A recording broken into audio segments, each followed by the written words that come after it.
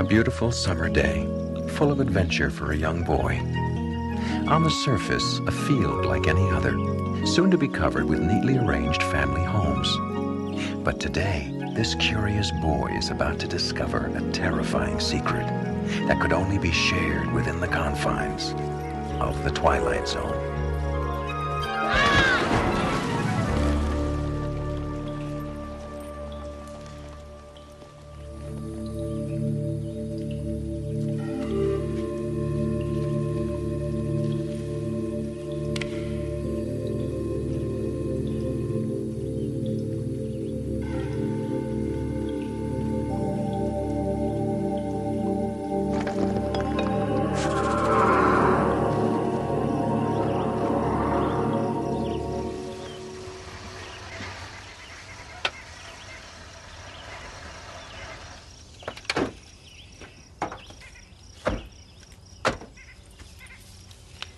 Over there, Sheriff.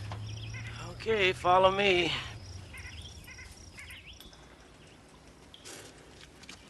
Watch your step there. All right, you're down. What is it? An old mine shaft? No, there weren't any mines around here. More like a cave entrance. What are those? Drawings.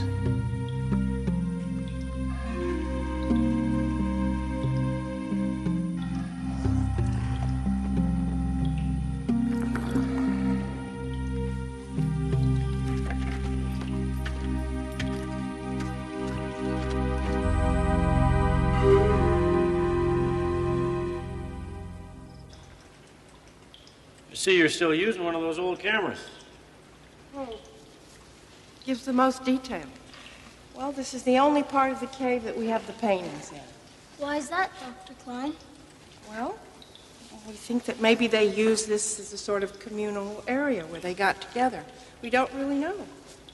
All we do know is that you might just be the first person to enter this cave since prehistoric times. You mean since dinosaurs were around? Well, maybe not that long ago. But if these cave paintings are authentic, maybe as long ago as 12,000 years. How's that? Long. Well, we'll know as soon as we get these... Freeze! Sheriff. Now, very carefully, lift your right foot. Take a step backwards. Sorry about that. Hope I didn't do any damage. Fortunately, no, but you're going to have to be a lot more careful. What's this? Well, we think that that's a hunting party. See, that's a bison underneath the fire. What's that over there? Oh, that.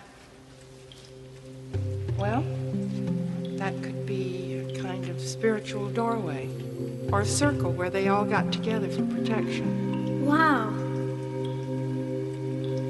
Something, huh?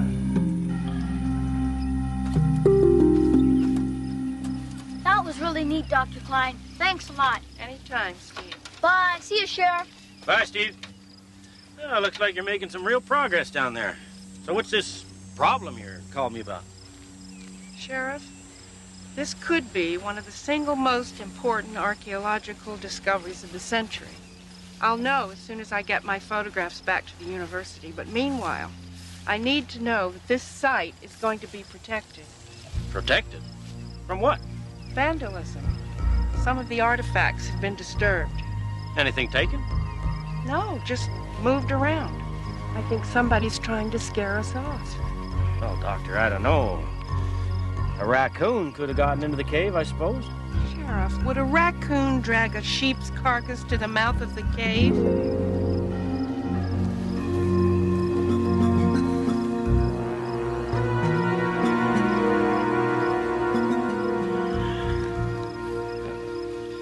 Maybe a dog or something. I don't think anybody means you any harm. This isn't like the city. Well, no offense intended. Well, no offense taken, Sheriff. But in the city, any cop on the beat would have noticed that sign. And speak of the devil, here he comes.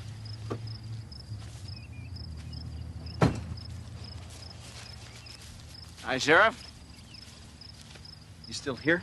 You mean in spite of your feeble attempts to scare us off? Now, Dr. Klein, What's that supposed to mean? You know what I mean. she's convinced that you are causing trouble up here.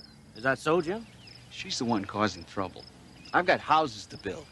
Now, just because they found a hole in the ground, my whole schedule's shot to hell. I think it's a little bit more than a hole in the ground, Mr. Hilson. Fact is, it's my ground. Now, if you want a couple of rocks and bones, fine. Take them and get out of Come here. on, Jim. These things take time. Oh, fine, fine. You want to defend the little lady? Little lady? Oh, hold it, you two. Oh, come on, Roy. You know how it is. I've got 2-bedroom ranch styles to build. And swing loan payments to make, I bet. What's my financing got to do with this? You're probably way out on a limb financially, aren't you? If you don't get this development built soon, you'll lose your shirt, right? That's none of your damn business. That's all right, Sheriff. I don't need protection. It's those cave paintings that are priceless that need protecting. And I'm going to recommend to the state that they be protected under existing law. So you can just forget your scare tactics, Mr. Hilson. Well, I'm not going to be shoved around by some ivory tower intellectual. Dr. Klein, I will look into the vandalism. So you just go on back to your dig. She can go back to her dig. But I'm going to court.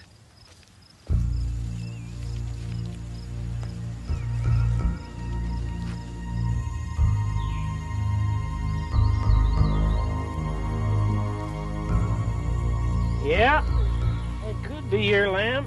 Dang right it's my lamb, and you got to do something about it. Don't get your shorts in a knot, Jacob. Bill Dempster's lost some cattle, and Wally Johnson's broodmare's missing. I got my hands full right now. Look, I think it's Wolf. So is Wally Johnson. Come on, Jacob. You know there hasn't been a wolf seen in these parts for over 30 years. Look, whatever it is, you better find out what it is and stop it. I know what my job is, Jacob. Ha!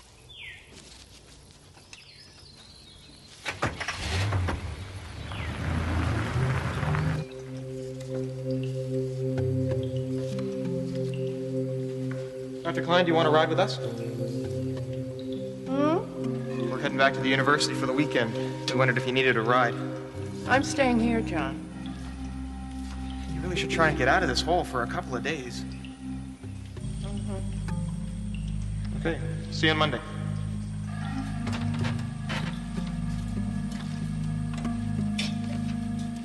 Have a good time. Bye, Dr. Klein.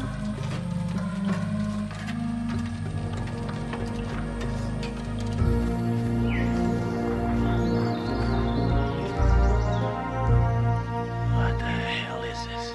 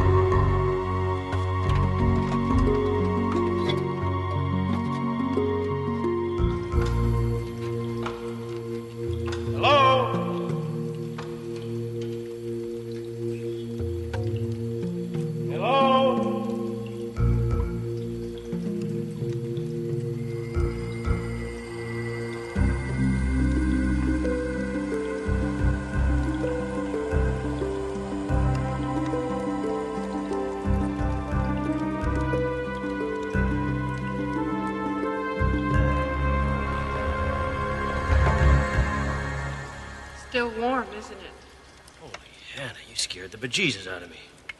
Why didn't you answer when I yelled? I didn't know who you were. What are you doing here? Tracking missing livestock. All the blood trails I've been following the last 2 days have led in this direction. And? And I think I may have an answer. The animals have been dragged into this cave and probably cooked right here. The problem is, who's been doing it? You got any ideas? Couldn't care less about some missing sheep. Who said sheep? Well, I saw the bones, Sheriff. I went up top to get some equipment. When I came back, it was there. And what are you doing here? I work here, remember? You're not doing any digging with that little flashlight. What's up? Well, you're going to think I'm crazy. But there have been some changes in the paintings. Now, what do you mean, changes? Let me show you something.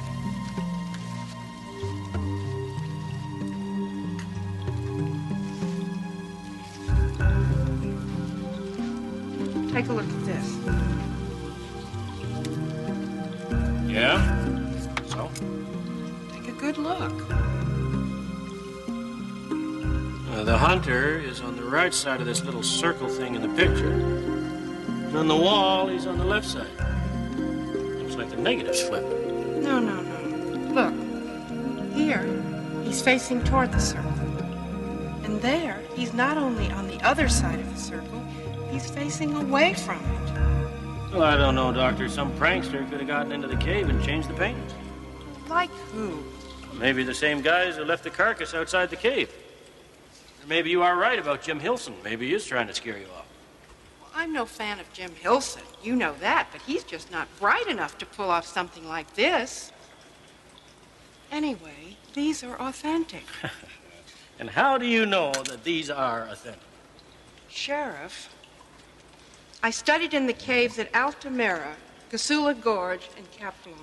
And I did my dissertation on the cave paintings at Lascaux.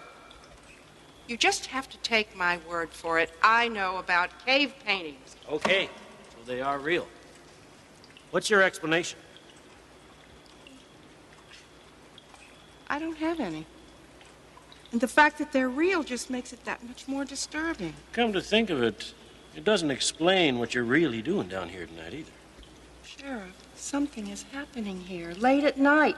That's the only explanation. There's someone here all day. So whatever is going on happens at night. And you are planning to spend the night to get the drop on the bad guys, right? Well, I don't know what kind of guys I'm dealing with, but I intend to find out. No. You're not doing anything of the sort.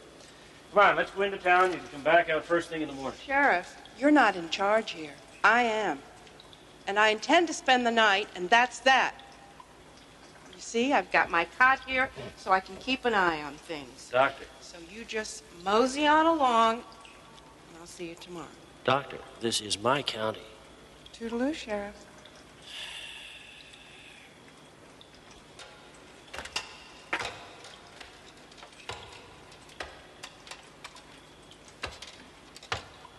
Sweet dreams.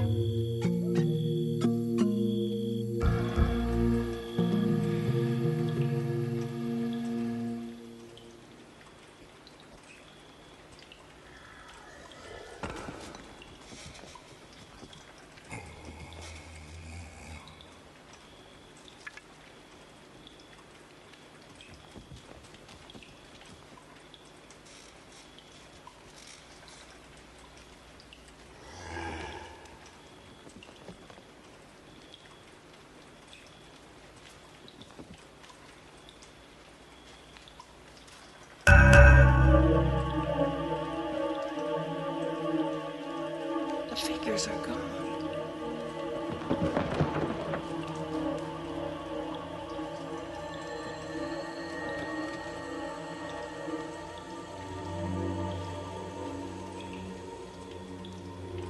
What's going on?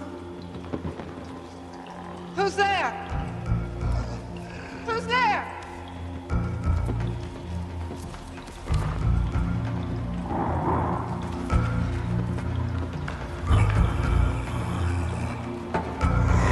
Who's there?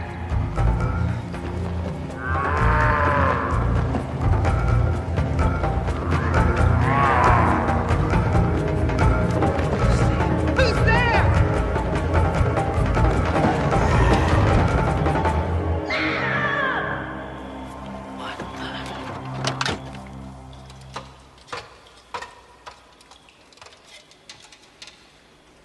Dr. Klein!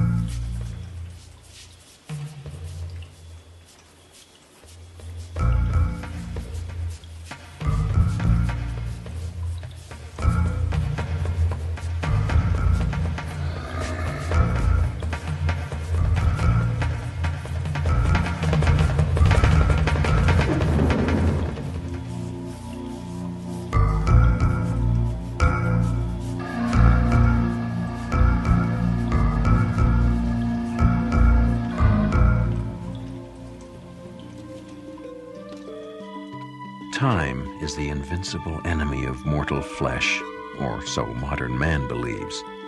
But somewhere in the dark past, a few of our distant ancestors discovered a way to bridge the millennia.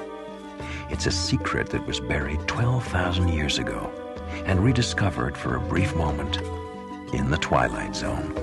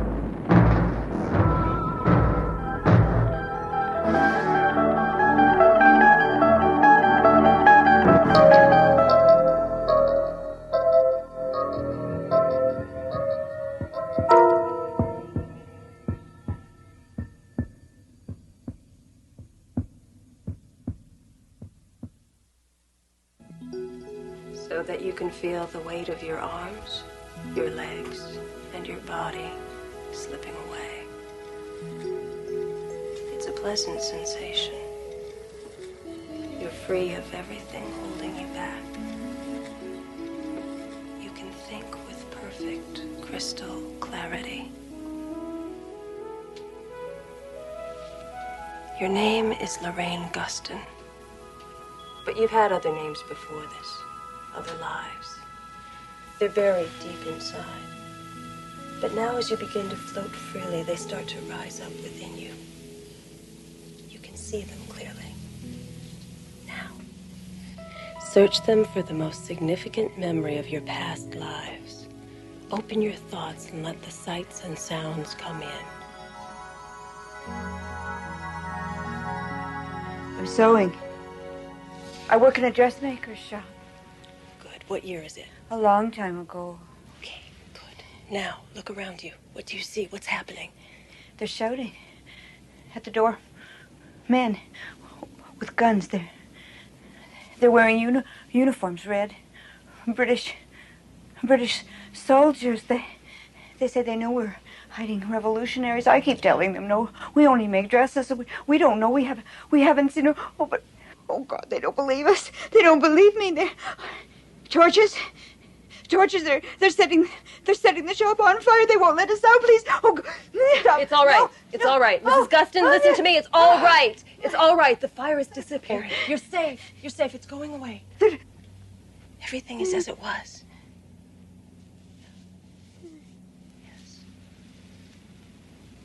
Now you're starting to come back down. You're floating back down.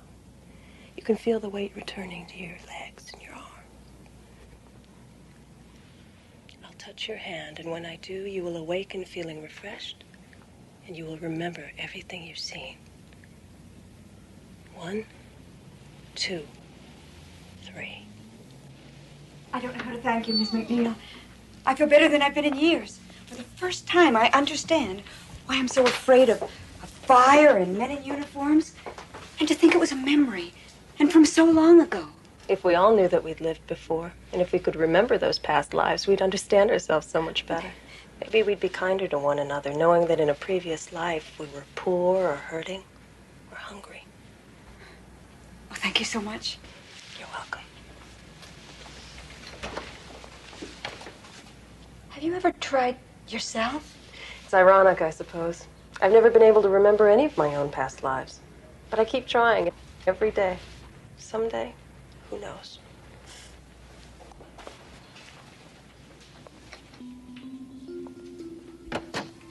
Mary McNeil, dealer in dreams and memories, to whom the uncovering of past lives is the greatest good she can render to a forgetful humanity. Your name is Mary McNeil. You have had other names before this. 8:57 p.m. and Mary McNeil makes another attempt to discover a previous life. However, the journey she is about to take is to a different place, a land whose borders are defined by the region we call the Twilight Zone. Now, search them for the most significant memory of all of your past lives.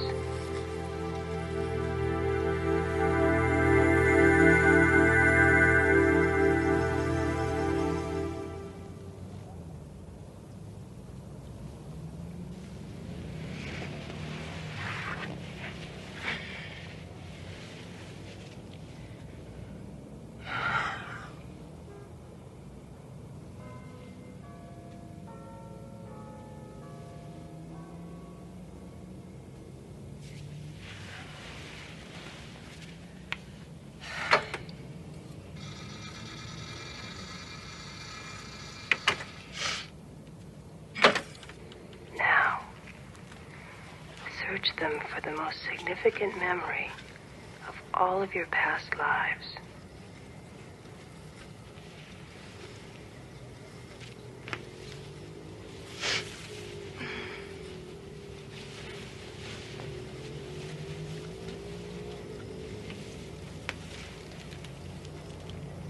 Nothing again.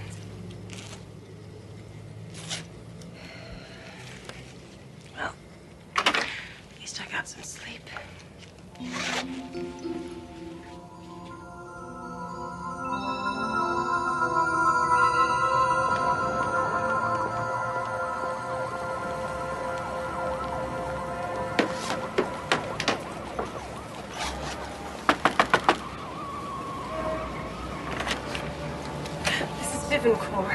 I'm so sorry. I know it's the oldest excuse in the world, but I overslept and I rushed out without even thinking to call. Excuse me. But have we met? Oh, of course. We made the appointment by phone. I'm Mary McNeil. You called me last week about wanting help with your memory? You must be mistaken. There's nothing wrong with my memory. Oh, certainly. What I meant was the memory of your lives before this one. I can assure you it's a very simple process. In my last life, I was Corporal Lon Desmond. I fought in the Second World War and won the Medal of Honor. Awarded posthumously, of course.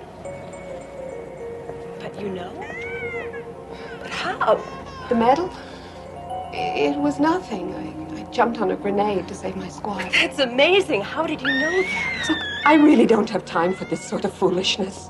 Thank you, and good day.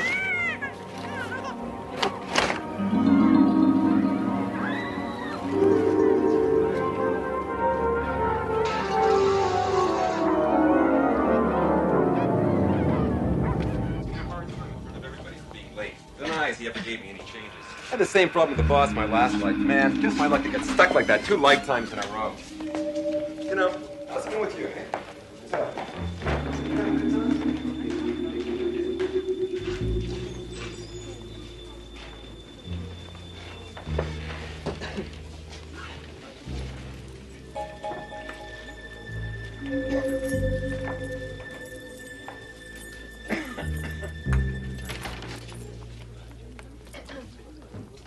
Excuse me, miss, can I help you?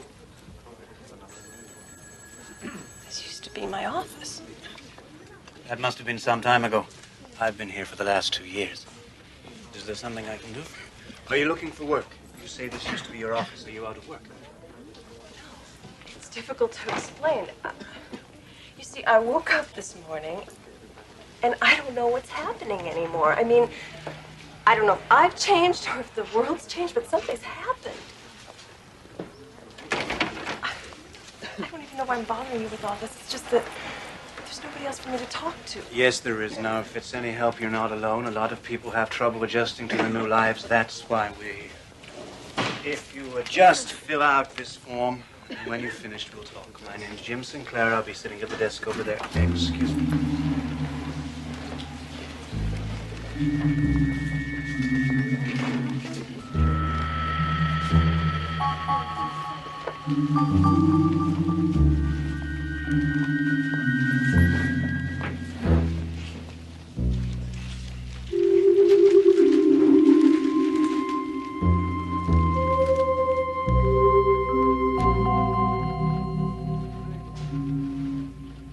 What's a regression therapist? It's nothing. I don't think it matters anymore. Relationship counselor, self-help instructor, 2 years as head of a crisis counseling unit. You have a high priority on helping others, an admirable quality. I see you didn't list anything from your previous life. I didn't know that you could. It helps, particularly when you've developed no skills in this life. Now, if we can just run through the jobs you had in your last 3 or 4 lifetimes, starting with the most recent. We won't go back more than a couple of 100 years. There's not much call for blacksmiths.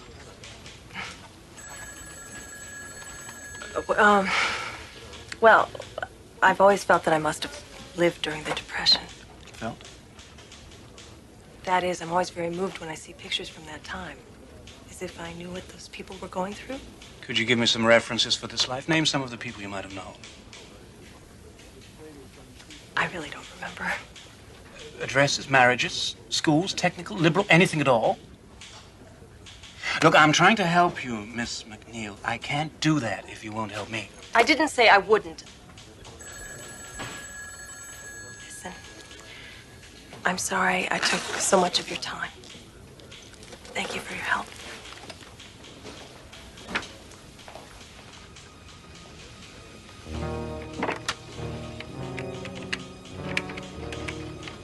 Sinclair here. I just had a woman in here who listed only her present life on her resume. Yes, that's right. When I pressed her for details on her past lives, she claimed she couldn't remember them. No, I don't think she's a new soul. She didn't have that vacant look so many of them have. Mary McNeil. Yes, I agree. She could be the one we're looking for. So her behavior was significant, you say? A lot of people disapprove of what we do. It doesn't sound like disapproval. It was more like shock, as if she'd never seen such a thing before. It's possible she's been out of circulation for a time. That happens. And then there is the other possibility. So we discussed, but I'm not ready to accept that theory. There's something wrong here. I think she's hiding something, this woman. Before we do anything, we must be certain. Will you bring her in? If we don't decide to kill her first.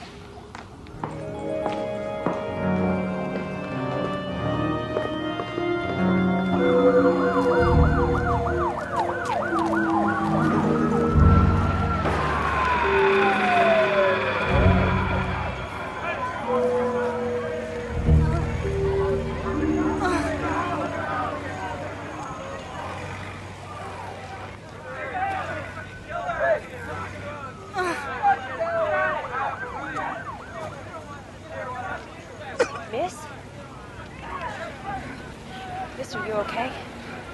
Go away. Let me die in peace. I'll go get help. No. No. You know the law. Anybody who wants to die can die. It's my right, and you can't take it away. I've chosen exposure, malnutrition, sleeping pills. It's a lot cleaner than a bullet, isn't it? Guns scare me. A lot of things scare me. Why in God's name do you want to die? In my last life, I had a nice job, a nice family. People liked me. Can you imagine that? But now look at me. Look at me. Look at this body I was born in. I have tried everything, and nothing works. I'm going to start over. I'd like to go to sleep. No. What do you care? I care plenty. Not because of what you look like or who you are, but because you're needed in this lifetime. Surrendering is wrong. You're needed in the here and now, not in your next lifetime. Nobody needs me. I need you. It seems I don't have anyone or anything. Maybe we could start over together. Can you give me that chance? Can you give me that much?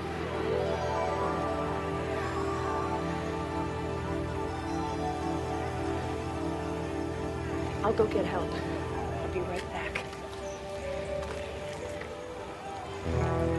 There's a woman back there. Can you get an ambulance? I think she's dying. It's a man from the agency. No. No. Sorry, miss. No. No. Promise me you'll get that woman an ambulance. We'll look after Promise her. me. I promise. Okay, let's go. What about the woman? What about her? I made a promise. Get her an ambulance.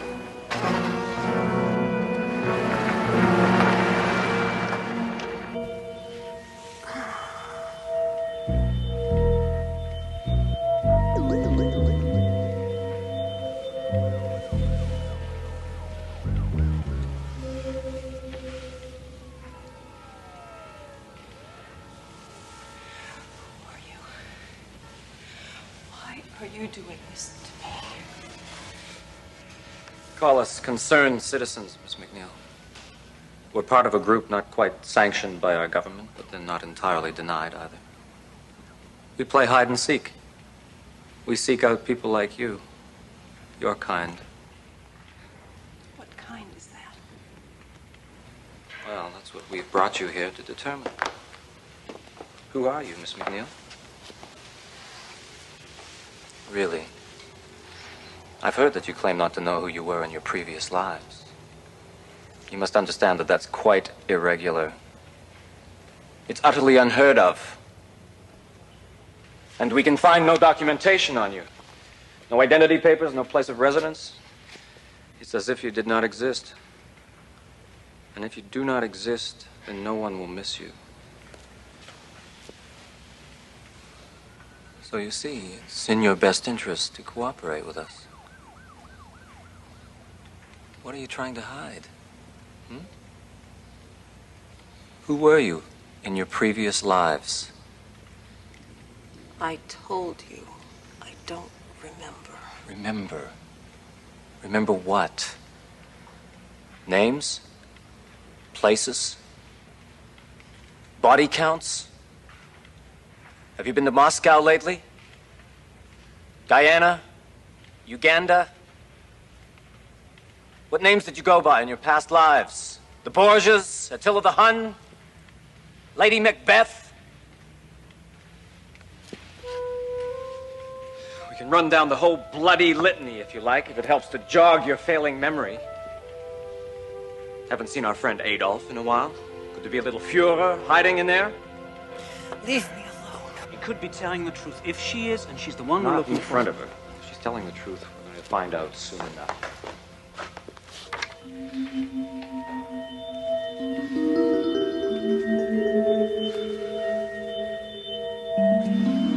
And when we went to Daddy's funeral, Mommy said we should be brave. I wore my new blue dress, and I read a poem that I wrote myself. After it was all over, Mommy said we had to move. Earlier. But I didn't want to. Go earlier. I don't know. Who were you? I don't remember. I'm going to double the serum. That could kill her. We're going to have to take that chance.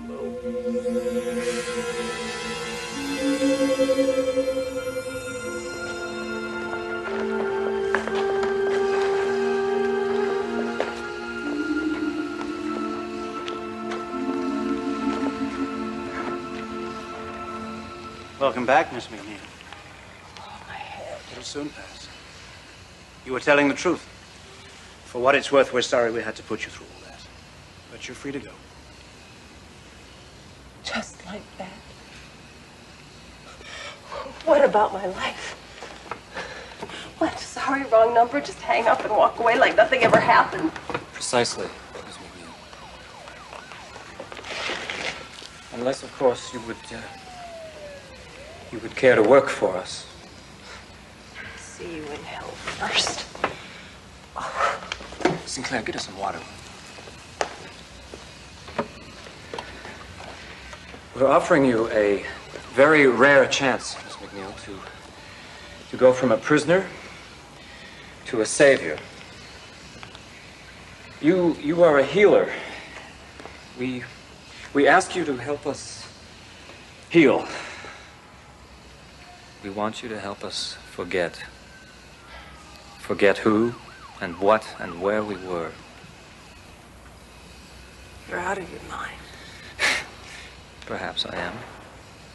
Maybe we all are. Look around you. Did you smell the madness out there? It gets worse with every generation. You can smell the death that we needn't fear because we come back, but which is with us from the cradle to the grave. Think of dying and then the new agony of rebirth, and you remember it all, Miss McNeil. We're so busy avenging the past that we lose the present. That's the world we live in. That's the waking horror that's our everyday existence. What can I do to help you? You have a gift. We need you to teach us that gift. We need you to help us let the past be swallowed by silence. No more carrying grudges across the centuries. No more longing for days and lives past. Just the moment.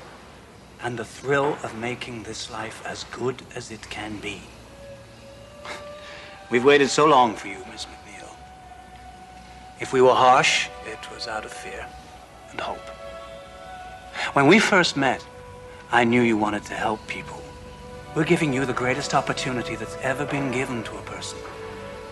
Help us, Miss McNeil. Help us to forget.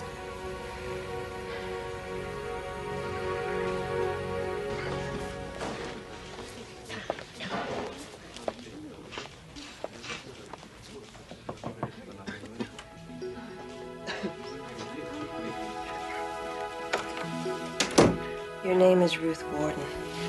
That is the only name that you will remember. Let the memories of your past lives fade. When you awaken, you will remember only that you are Ruth Warden, and you will begin your life with a fresh start.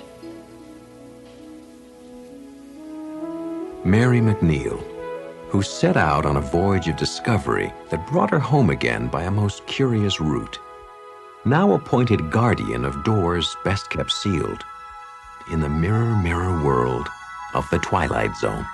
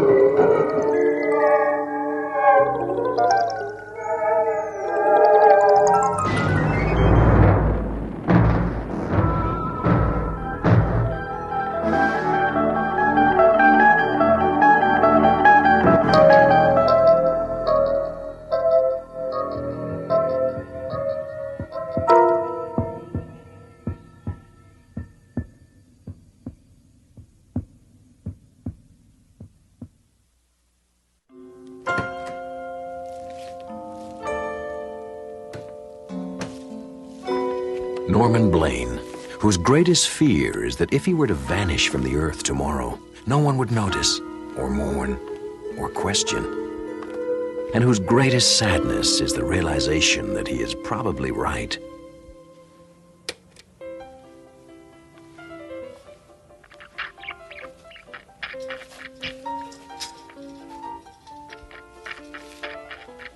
Sofa, coffee table, chair, and pet. Solitary decorations in a life noted chiefly for its isolation. Point of origin and point of destination for Norman Blaine, whose days and nights are routinely swallowed into unhappy silence.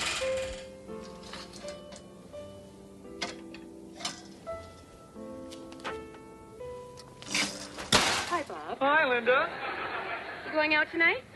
No, I'm going to court tomorrow. Oh, great, Bob. They're going to let you practice again. No, it's alimony court, Mike. My wife's suing me for $1,000 because she says the cat needs daycare. Oh, alimony. You see, Linda, I hadn't even thought about alimony. Ludwig van Beethoven, Claude Debussy, Tchaikovsky, and Ravel. Finally, a collection of your all-time favorite classical hits. Remember this one? Or this haunting melody? Music whose beauty never fades. All on one album in a unique offer. Only a limited number of these special edition sets will be made available to the public. So, call 555-4221 and order Classic Edition Volume 1 while supplies last.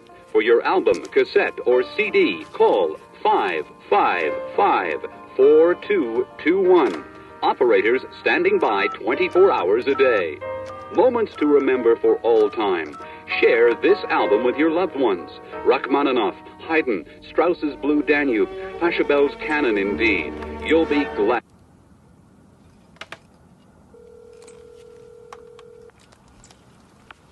Hello? Yeah, hi. I'm sorry, I think I dialed the wrong number. Excuse me? Listen, I'm really sorry. It's just a wrong number. I probably woke you up. No. Okay. I was just sitting here, and I heard the phone ring. For a minute, I was afraid whoever was calling would hang up before I got here. Yeah, I know what you mean. I hate it when that happens. Really, annoying.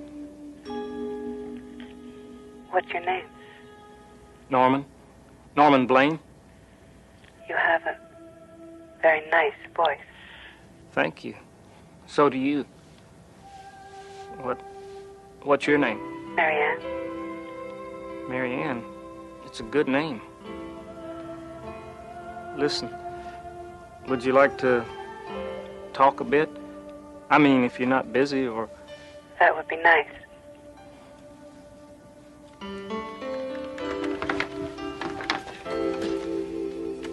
So, where was I? Talking to some strange woman for an hour. Hour and a half. That's the amazing thing about it. It wasn't like she was a stranger at all. It was, I don't know, special somehow. She was a little nervous at first, but after a while she started talking, I started talking, like we were old friends. Next thing I knew, it was an hour and a half later. Exactly. She was friendly and fun. God, I hadn't had that much fun in ages. Now I don't know what to do next. I mean, she said I could call her back tonight after 7. I guess she works late. But I'd really like to meet her. I just don't know. Look, Norman, a year and 2 months, you and I have been sharing this office. For a year and 2 months, I've been able to come in here and sit at my desk and pretend that I'm all alone. Because from your side of the room came a blissful silence. I mean, I really like silence. I have 5 kids. Look, you want my advice? Ask her out, okay? You know, suggest lunch or dinner or ice cream, a trip to the zoo, whatever, just go crazy. You know, the fact is that she wouldn't spend all that time talking to you if she didn't want to meet you, right? Simple problem, simple solution, okay? Now, Norman, you're a nice guy, but for the next hour, I would really like to have no noise. That would make me a really happy man. Okay?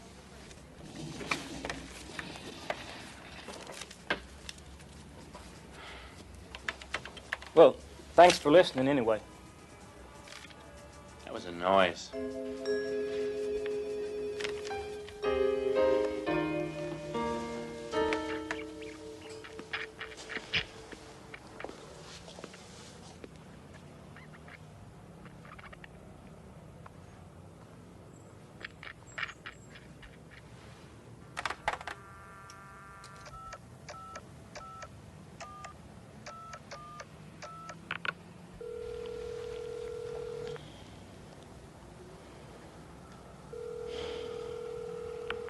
Hello?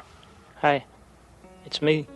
I didn't realize we've been talking for over 3 hours. I probably should let you go. All right. But one more thing. I just want you to know, Norman, I really enjoyed our talk last night. And tonight. I wanted to thank you. Well, same here. In fact, listen, I was thinking and wondering if you'd like to get together sometime. Maybe lunch, dinner, a movie, anything you want. Norman. No rush. I mean, anytime, it's okay. No, I really can't. We have so much fun just talking. Why do we have to change it? Can't we just leave it at this? Well, sure. I guess so. I've hurt you, haven't I? No. Really, it's okay. Like I said, I just enjoy talking to you. Honest. Promise you'll call me tomorrow? I promise. Bye, Norman.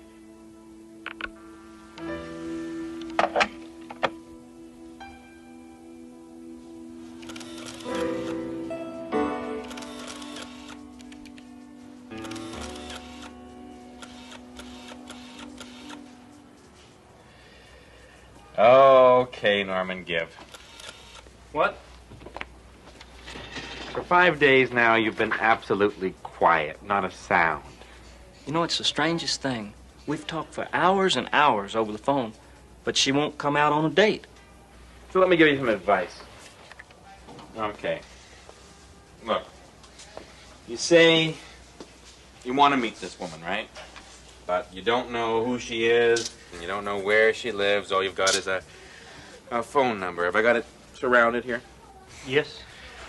Okay, well, you've heard of reverse listing. Like, you phone the operator, you tell her you've got this number, you think it's the right one, you know, you say it's an emergency or something, and you get the operator to tell you the address that goes with that number. And once you've got the address, You cruise by and you just run into her by accident. Okay? After that, you're on your own.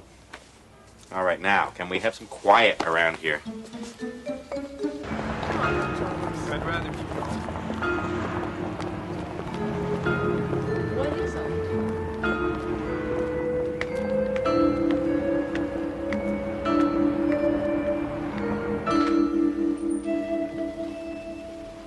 Excuse me, do you know if a Mary Ann works here?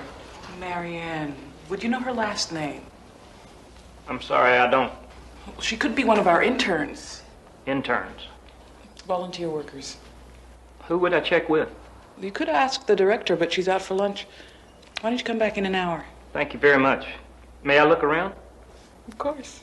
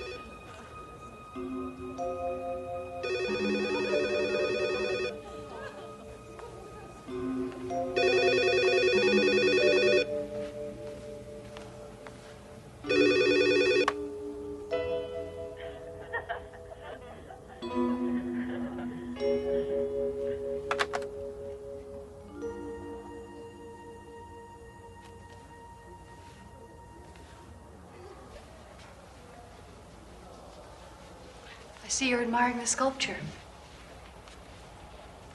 Very nice. Terrible story, that one. Oh? That's the last thing she ever did. The self-portrait. Hmm. I never met the woman myself, but if this work is any indication, we've lost a very special artist. Why a woman as talented as that would kill herself, I don't know. She killed herself.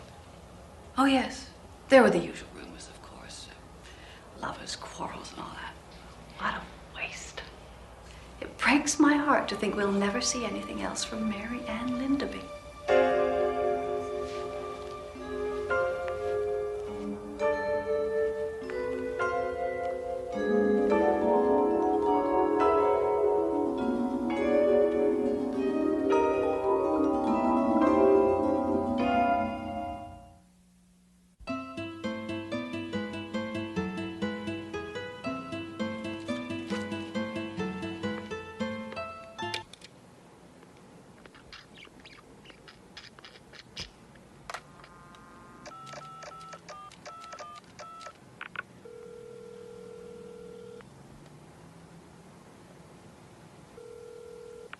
Hello, Norman.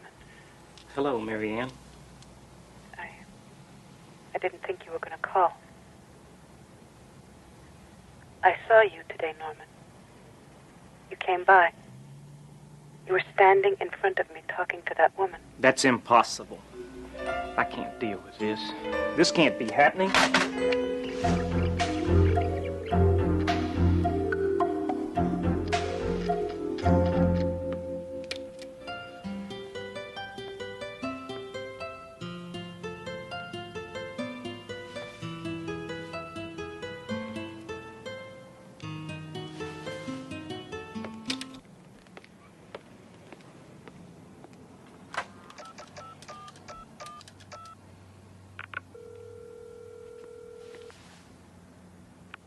Hello?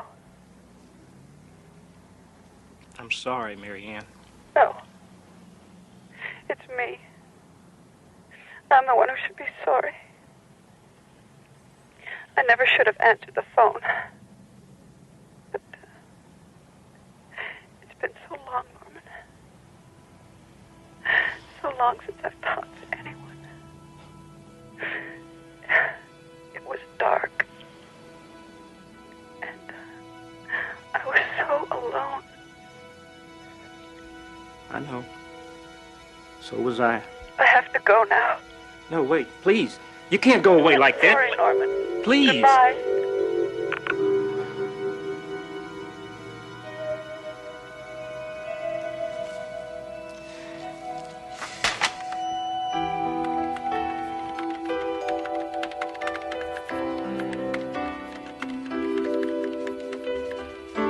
to lunch now. I'll be back in an hour.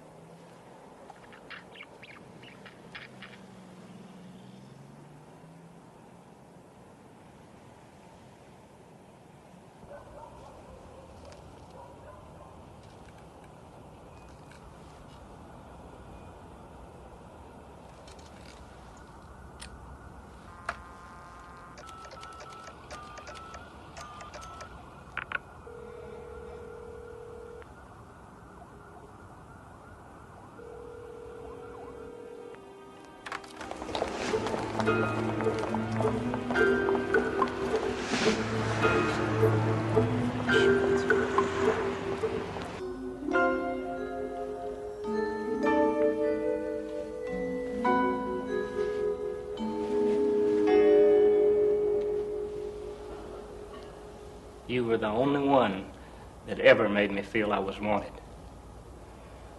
That I wasn't just some jerk. I miss you. I miss talking to you on the telephone. It was the only thing I had to look forward to when I came home. After a while, it was the only reason for going home.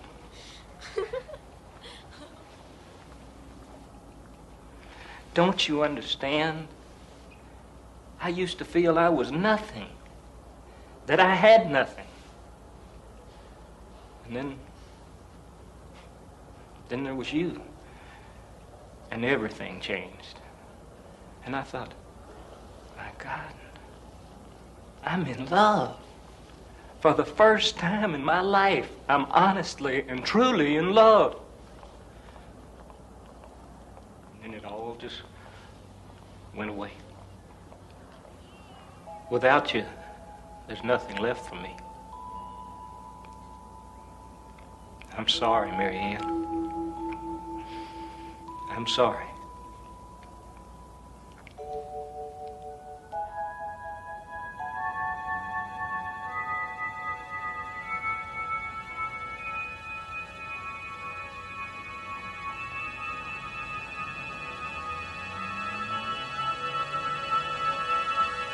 Excuse me. I'm gonna have to ask you not to touch the exhibit, sir. Goodbye.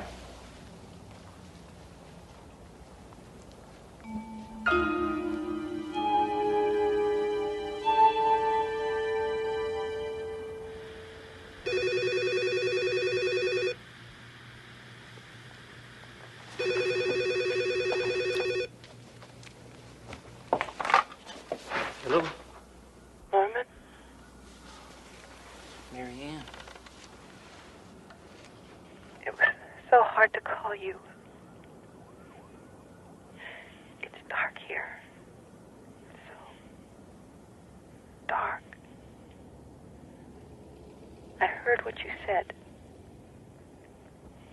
about there being nothing left for you. It scares me. It's what I said when I was so lonely and hurt. And I couldn't make the pain go away. It just stayed with me so long and so hard. And I couldn't take it anymore. I love you, Mary Ann. No, please. I do, and I'm sorry. I didn't think it would happen. I didn't expect it, ever. And I can't help it. I love you.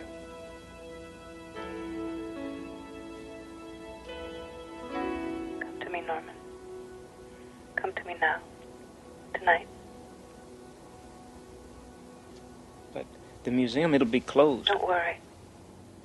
I'll take care of it.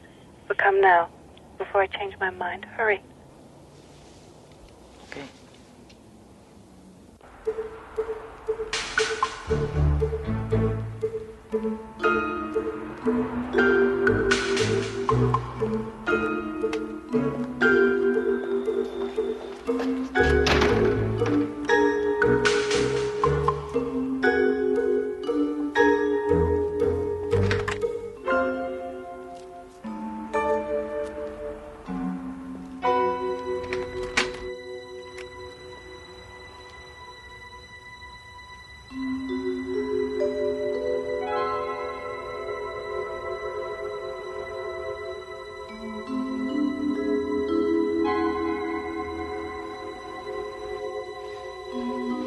Marianne?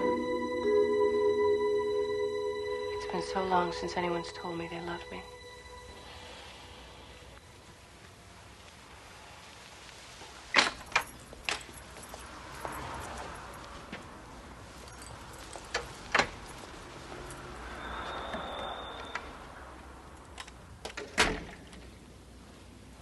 I don't want to be alone anymore. Stay with me. Please. Forever.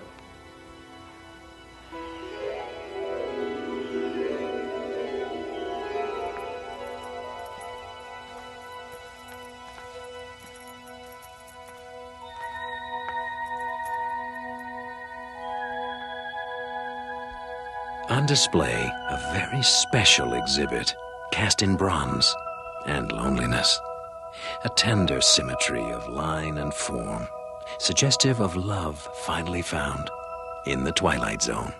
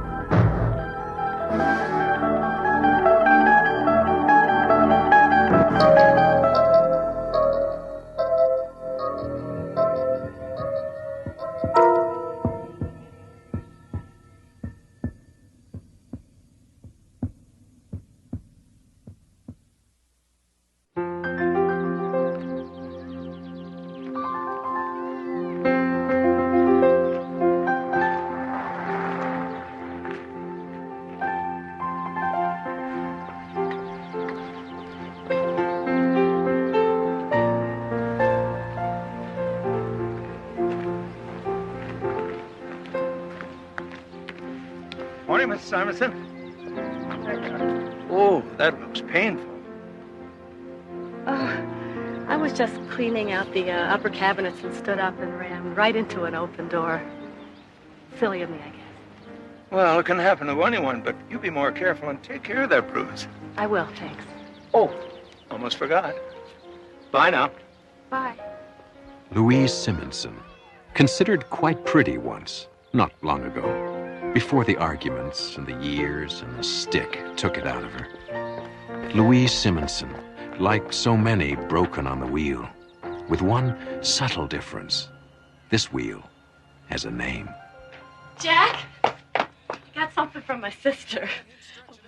No. I just wanted to see what it was, that's all. I mean, it's from my sister, and I haven't seen her in such a long time. 12:05, Louise. 12 o'clock is lunch. Lunch. 12 o'clock. Get in there and fix lunch. Now.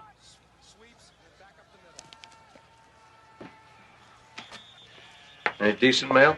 No, Jack, just some more bills. Phone, electric company. I thought you paid all the bills. What? You're saying I'm not doing my job? You're saying I'm not a good husband? That I don't take care of you the way you'd like? No, I'm not. Oh, there you see. Made me miss something. It's 12:06, Louise. 6 minutes past 12. We know what 12 o'clock is, don't we? 12 o'clock's lunch.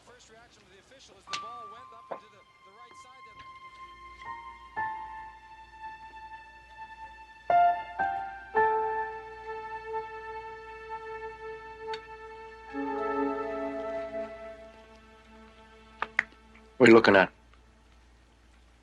I was just wondering if I could open the package now. It might be perishable or something. Well, you know my sister, how she likes to send cookies and things. Can I open the package now?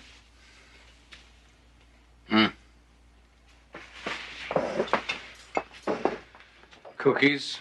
Like she thinks we need cookies?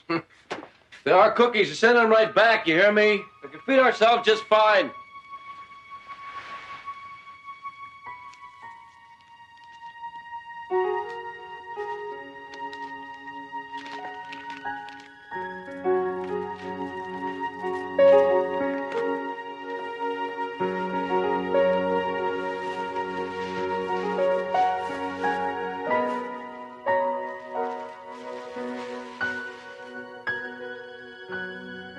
Oh, Susan, you remembered.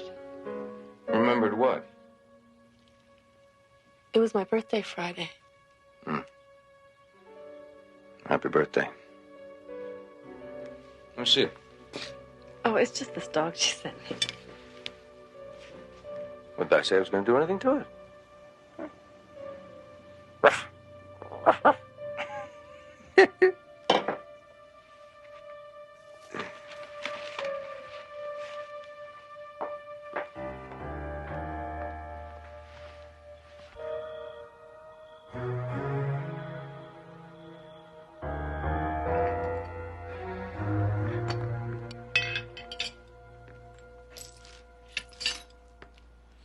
I'm going.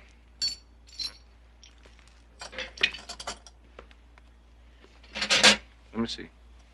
Oh, that's not so bad. Make such a big deal out of it. You're such a little crybaby. I'm sorry I burnt the eggs. That won't happen again, will it? Come on. Give me a little kiss.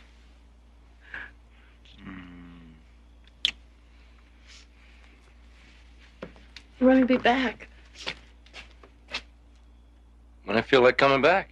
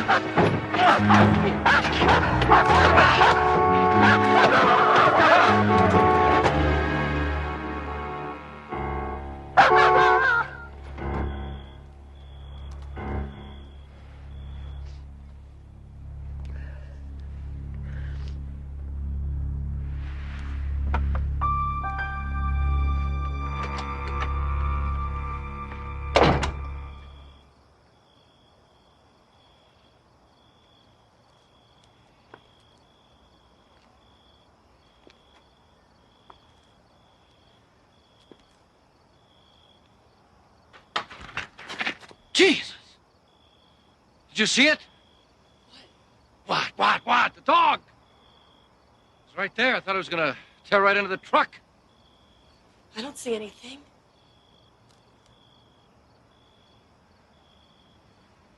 Thing must have run off. Horn probably scared it. Good thing, too. Man, if I had my gun. Look, get back inside. First thing Monday, you call the cops. Find out who's got a dog loose around here.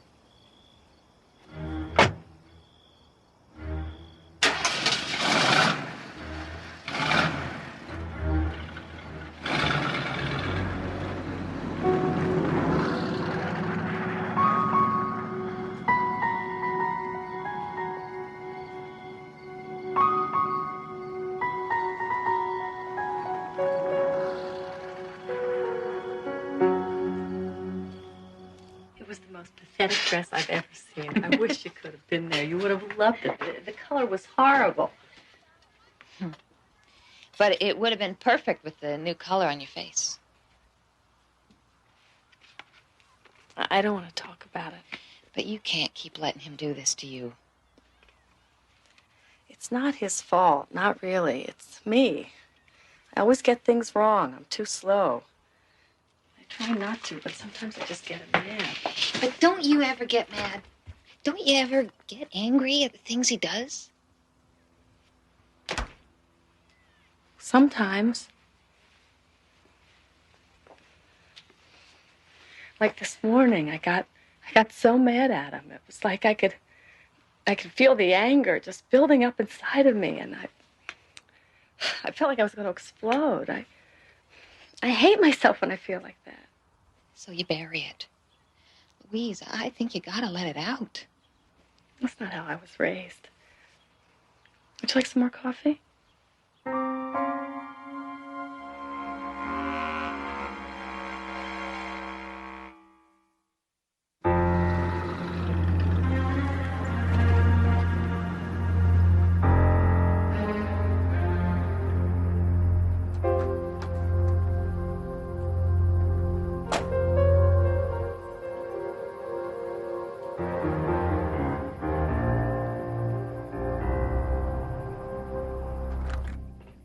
Back.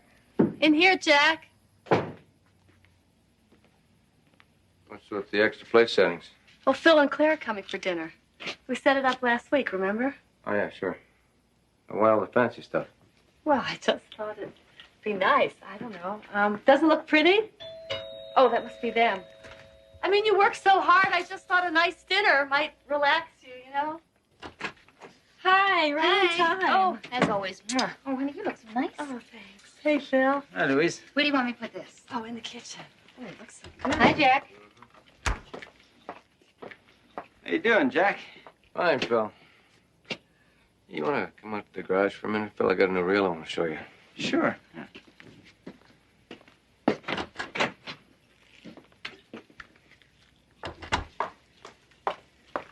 Do you like it? It's real nice. Is this an occasion? Well, I just thought that from now on, if I tried a little harder, things with Jack would, well, you know. I know. I know. You are sweet and forgiving, and he doesn't deserve you. Well, I better go get Jack. You know how those two are once they get talking.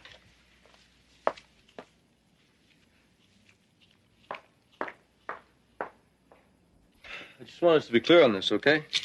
All you have to do is say that Frank called you Saturday to go fishing. You couldn't make it because you had to work or something, so I had to go with him. That's all. That's all. Just lie for you. That's right. All right. I mean, how long do you think you can keep doing this? It's only a matter of time before Louise finds out. She's not going to find out anything. You got to realize, Phil, she's not real bright. And Denise is? Phil, she's got legs up to here.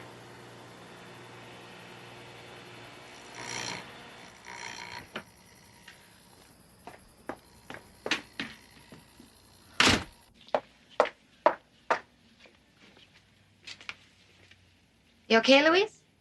I'm fine.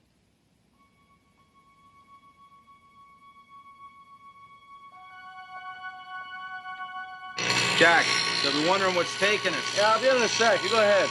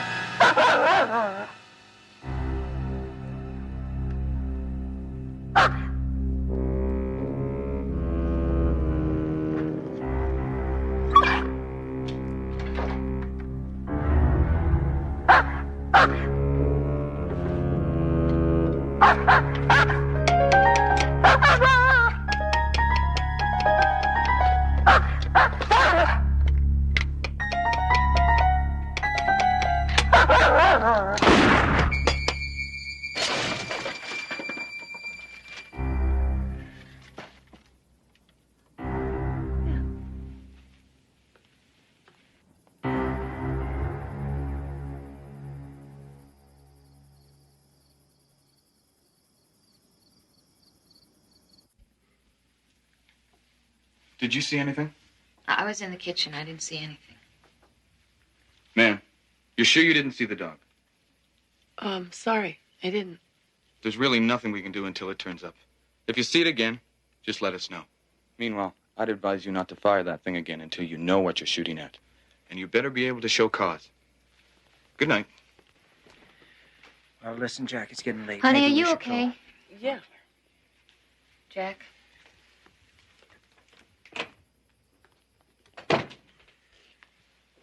Oh, you were a fat lot of help.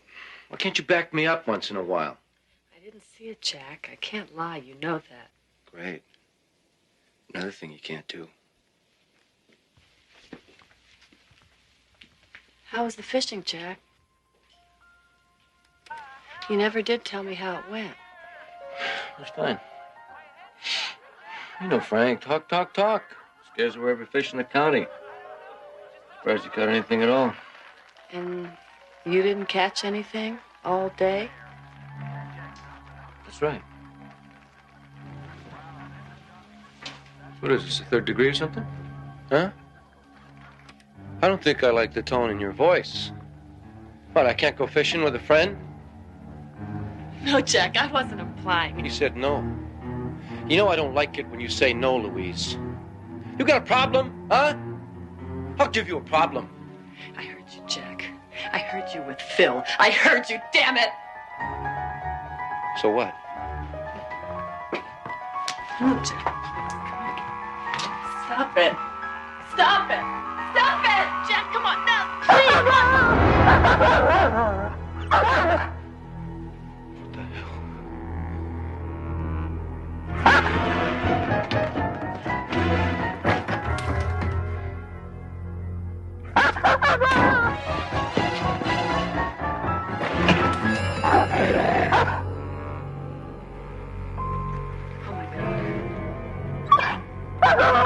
No, don't.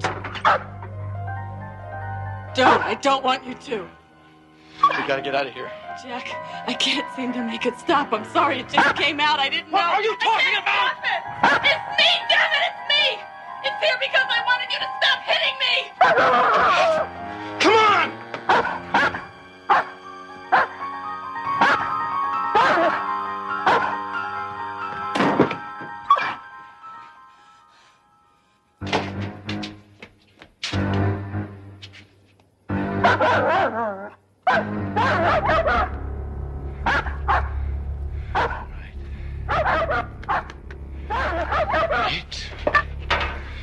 A piece of me?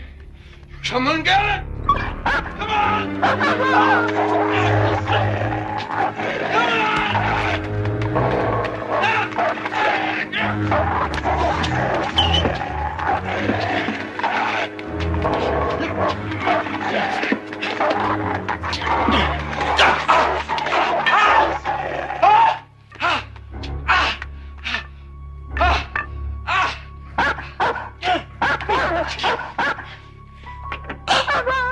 Louise, please, for God's sake, call it off. Make it stop.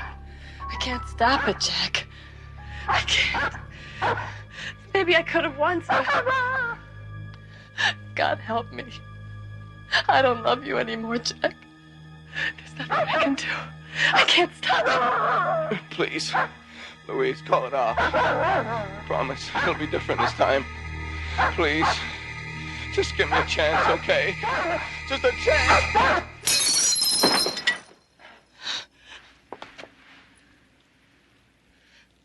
You broke it. It was the dog. It was the damn China dog. You broke it. It was the only thing that was really mine. And you broke it. And I hate you.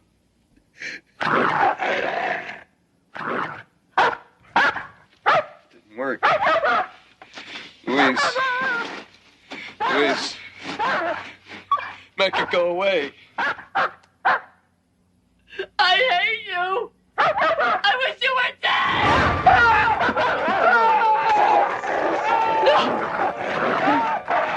Stop it. Stop it. Stop it.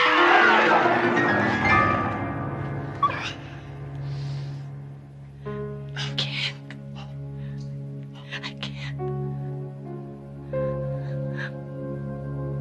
Where will I send you? I don't know where to send.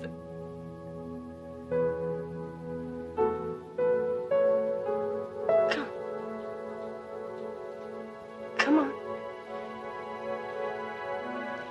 Come on.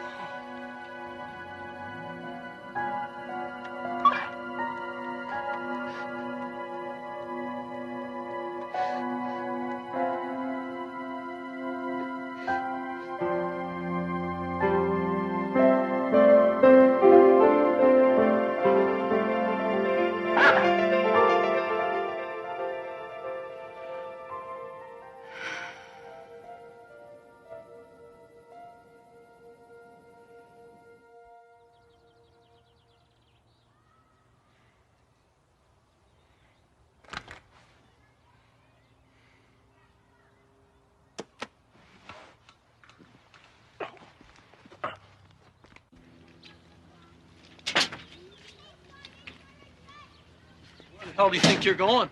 Away, Jack. Away from you. Is that so? You think I'm just gonna let you leave after what you did to me?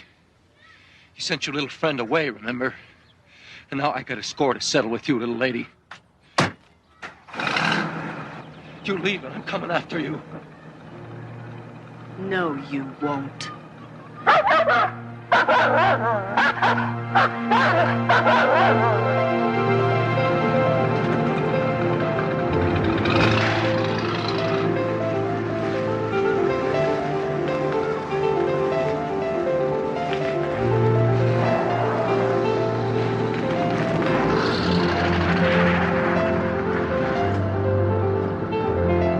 Louise Simonson, driven by pain and anger into the desperate regions of the human heart, only to discover the preeminence of her own personal power, an act of recognition that reverberates in and out of the Twilight Zone.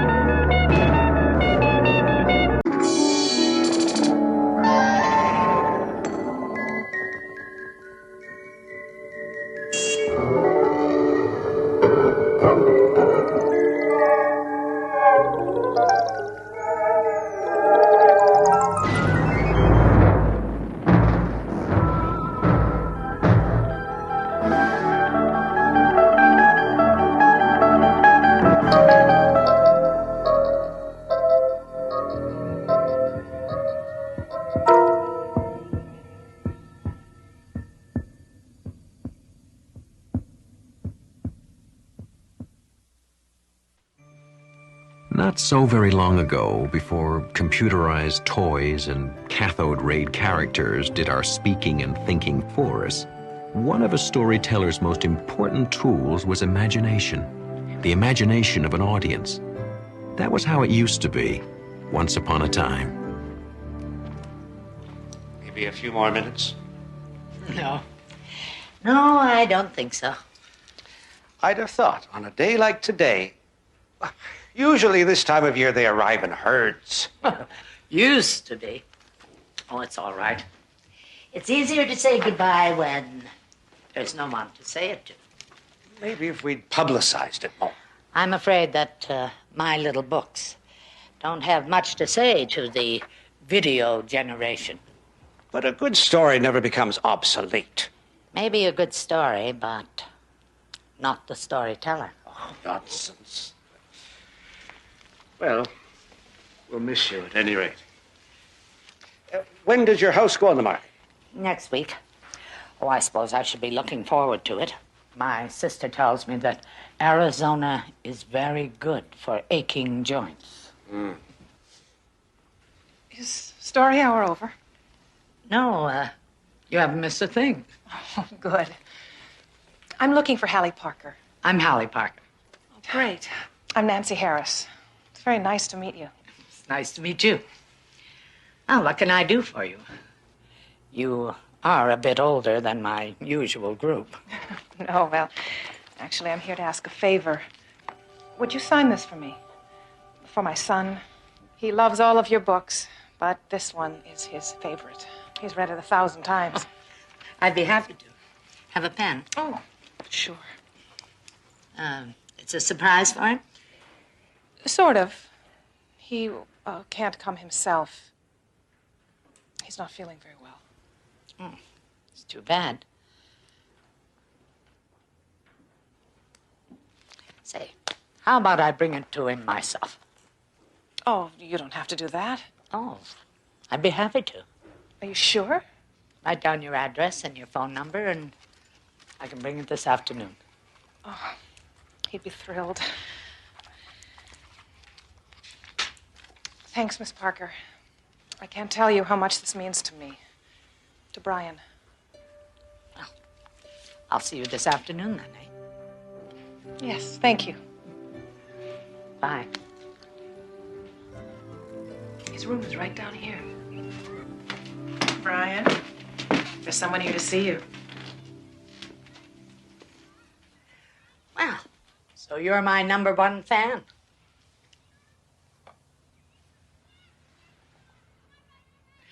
She's a writer.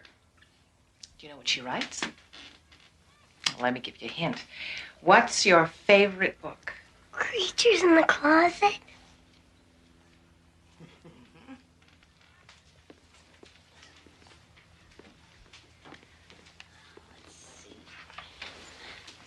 Can you read that? To Brian, who I'm sure always picks up his toys and always puts away his clothes, and who certainly never, ever, ever has creatures in his closet. With kindest wishes. What's that? That's me, Hallie Parker. What do you say, Brian? Gosh, thanks, Miss Parker.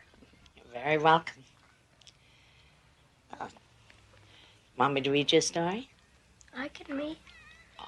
Of course you can. What would you like to read to me? You can if you want.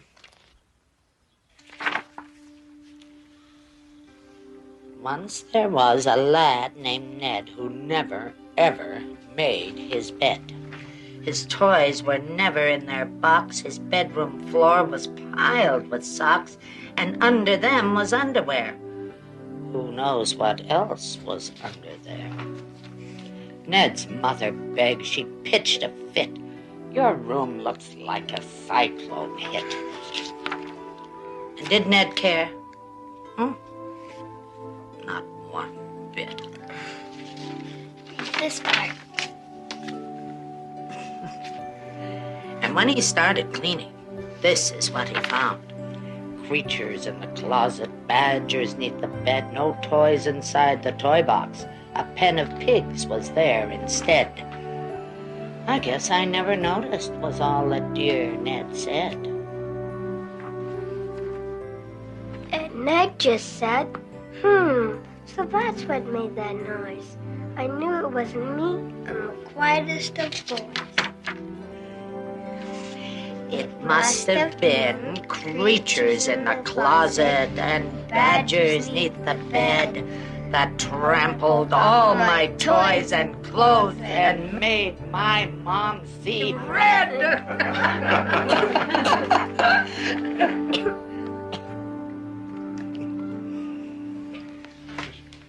He has to go to sleep now. Oh, Mom. Oh, no, that's That's enough excitement for one day.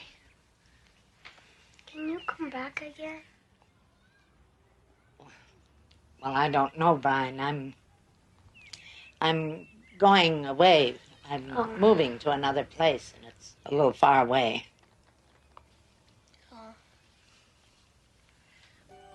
But we'll see. Okay, bye, Miss Parker. Bye, Brian. Now, you get well real quick.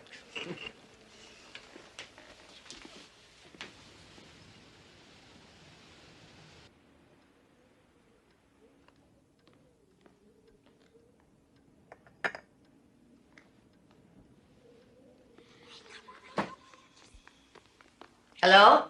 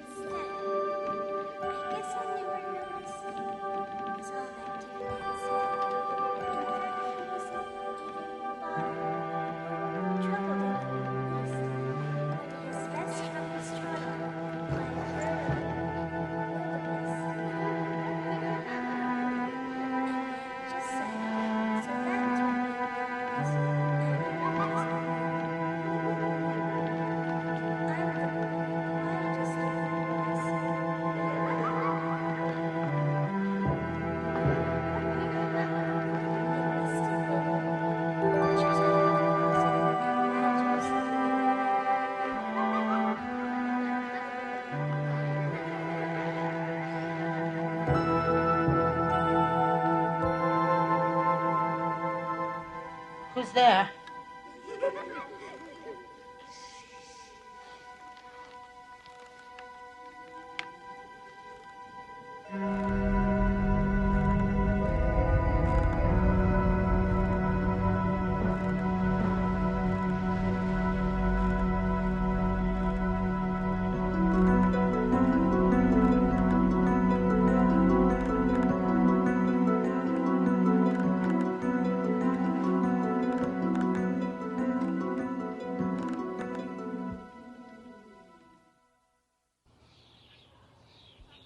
Broker's due here any minute.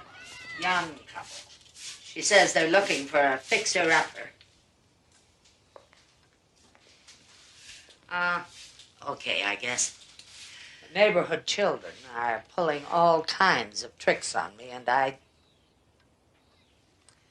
No, Ellen, it isn't. Phoenix does not have a corner on the nice weather department, you know. Yes, I'll talk to you this weekend. Yes, bye.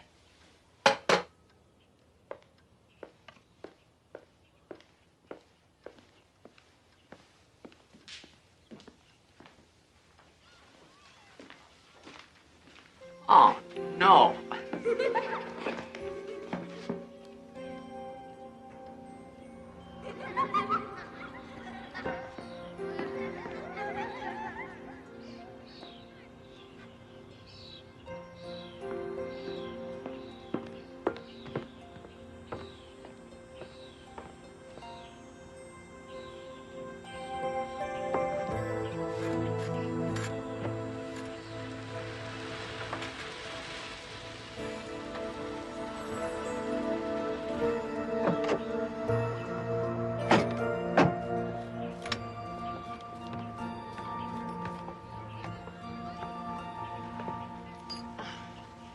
Hello.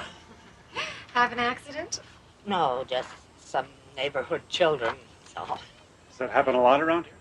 It's normally a very quiet area, isn't it, Miss Parker? Oh, yes. Very quiet. Very, very nice. Anyway, Paige and Martin Glazer, this is Miss Hallie Parker. Well, I imagine that you've knocked some baseballs into living rooms in your day, eh, Mr. Glazer? I've never been one for sports. Anyway, shall we get started?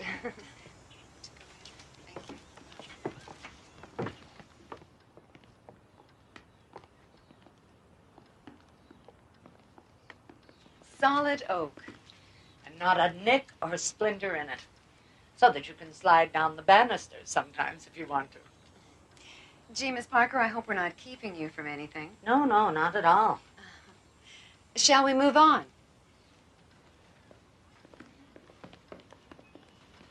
The rooms seem rather closed in. Imagine all of this opened up, you know, with the sun coming in the morning. It just makes the world a difference. I suppose if this dark old furniture was out of here, we could put in that white leather sofa we were looking at. Oh, but white gets so dirty, doesn't it, with children running in and out? That's not a problem. We're not planning on children. Next room?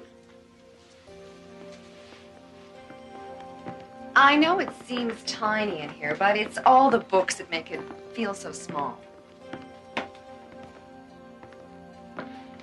Still very dark, though. I'm thinking skylight. And some throw pillows, a pale, soft gray carpet. You could even knock out this side wall. It would make a whole new room. So many memories. We're standing in a bit of history, you know. I mean, Miss Parker wrote all her famous children's books in this room, at this very desk. Didn't you, Miss Parker? Oh, yes, Perhaps you're familiar with some of the titles? I doubt it. No? Well, they escaped me at the moment, too. Anyway, onward and upward. Now, you'll notice that the staircase actually complements the home. It sort of sweeps you up to the next floor, where you'll notice that Well, I guess it has potential, although it needs a ton of work to make it livable.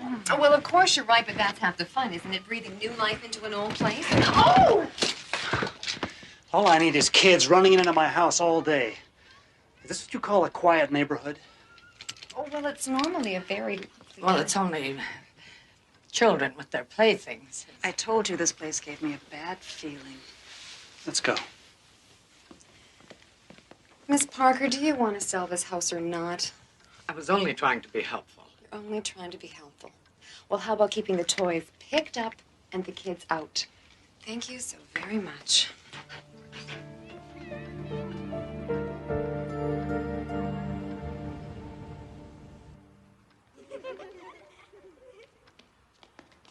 Who's there?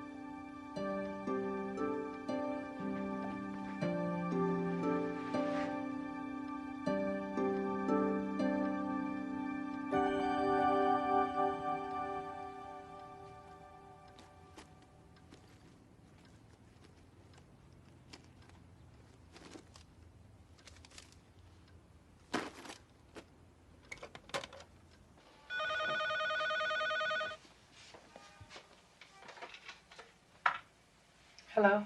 Mrs. Harris, this is Holly Parker. Holly Parker?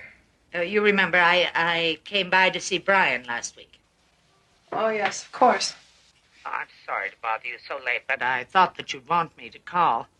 I've had some trouble with pranks from the neighborhood children. Maybe some of them go to school with Brian. I don't know, but one of them has taken his book. What are you talking about? The book that I autographed for him. Miss Parker, Brian's dead.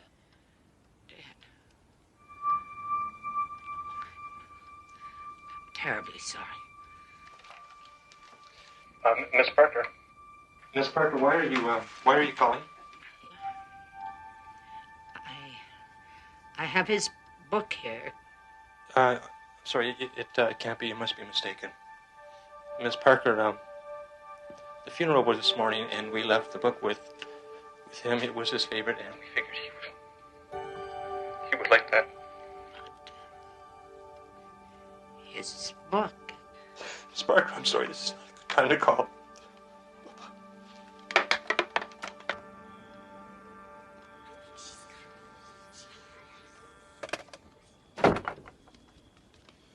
Who's that?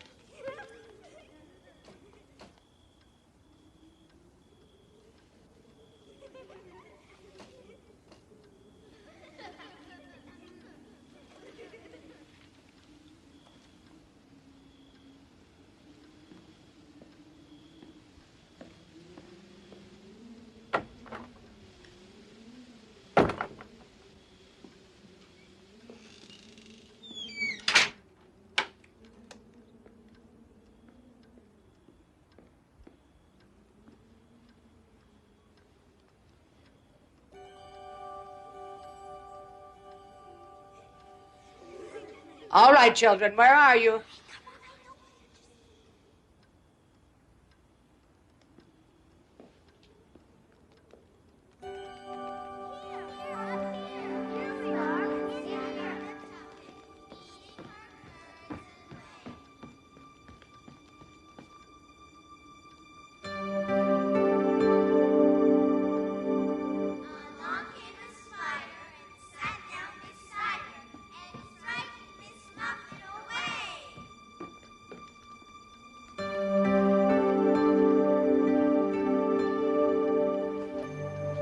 Don't go, Miss Parker.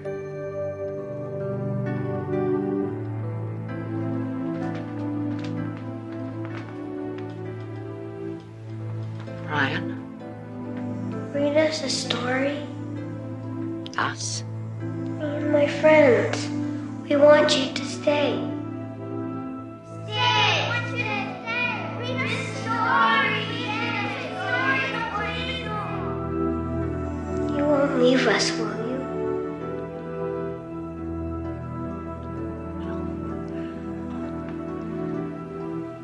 Of course not. Promise.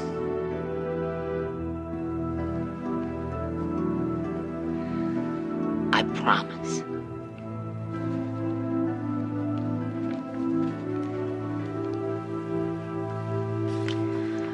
Once there was a lad named Ned who never, ever made his bed.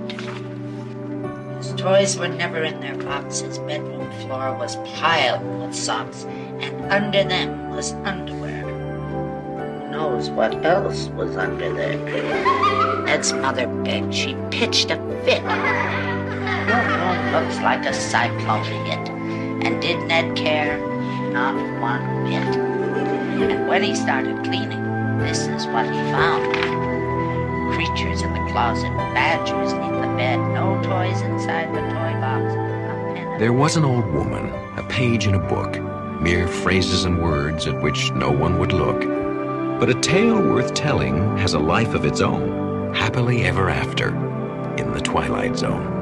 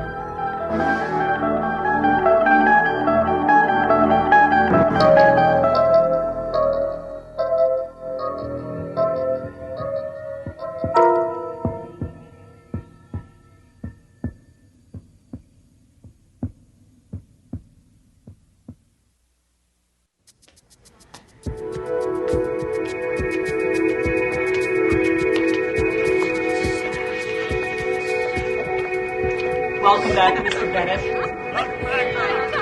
For he's a jolly good fellow, for he's a jolly good fellow, for he's a jolly good Heart transplant right here in our own office. One man, one heart. An obsolete fact of life. Witness Tom Bennett, a man who accepts his new organ as just one more item that money can buy. Okay. All right, everybody. Thanks a lot. That was very nice. Now, let's get back to work. A man who would tell you that the boundaries of the Twilight Zone are shrinking as miracles become commonplace. What the hell is wrong with Spence? Did you talk to him about this building lease? Sure, I gave him input. Why?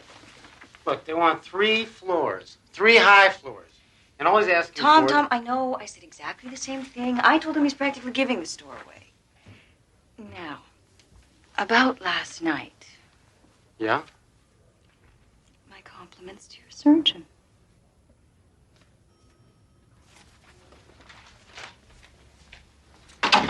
Hey. Hey, guy. Welcome back.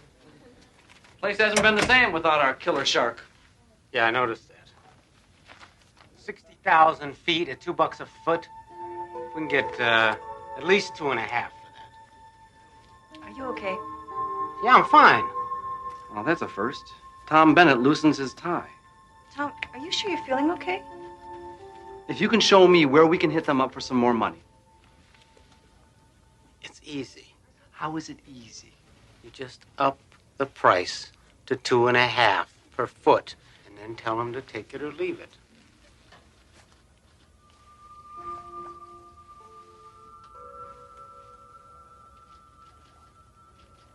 Did you ever own a pair of really good boots?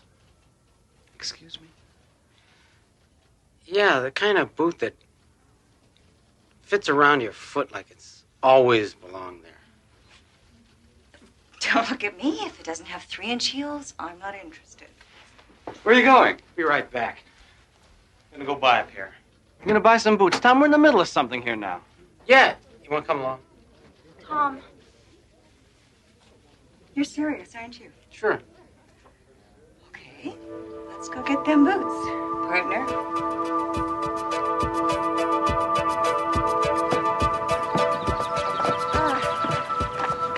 Gourmet lunch? You shouldn't have. Come on, let's go for a walk. Okay, what's that? Hot dogs for lunch, strolls on the beach. Tom, this is not like you. But it's great, isn't it? Wait a minute, Tom. I can't go down there in my heels. Take them off. Sure. Designer hose, $30 a pair. Why not?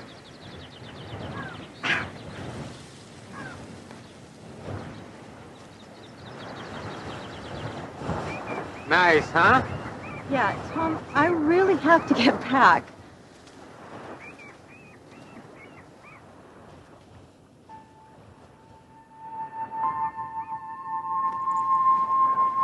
Tom. Hello? That woman. What about her? I've seen her before. Where? You mean here before?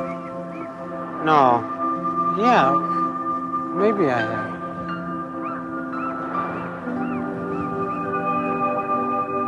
While I can appreciate your firm's situation, I'm certain that you can also appreciate ours. If you wish to continue as a tenant... Excuse me. How about something to eat? Sure. Julie, want to go?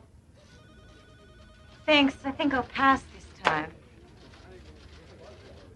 The terms I have outlined are the best we can offer in the current rental market. Unfortunately, there's no room for negotiation. That's good.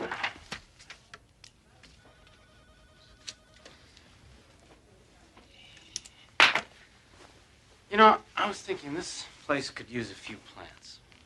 Definitely. I'll order some. Let's go. Good night, Mr. Bennett. He used to hate plants.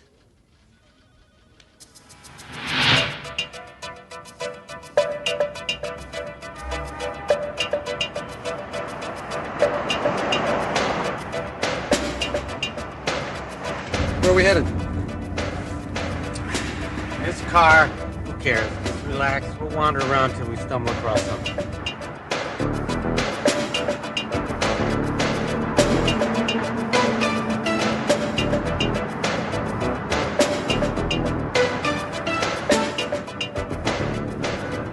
Okay, what's going on? Told you, just wandering. For an hour? Look, I know you like driving this car, Tom, but I'm starving. Hey, bear with me. I feel lucky. Jesus. Now, that wasn't wandering. Tom. I don't know. I just felt like going in this direction. Tom, when you have a heart transplant, it's got to be a shock to your whole system, you know?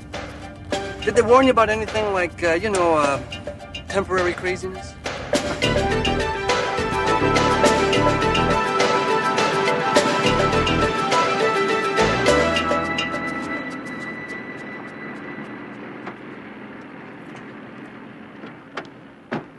Tom, what is this? This is dinner. Get the hell out of here. You got an immune system that's already stressed out. This is not dinner. Will you look at that? What, the waitress?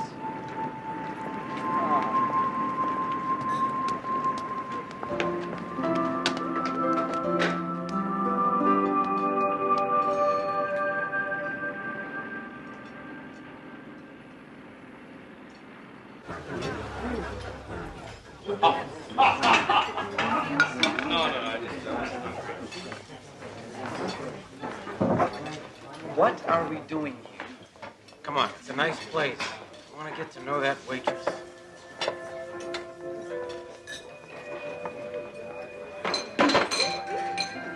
Why? I don't know. There's something about her. It's like she's somebody I want to talk to.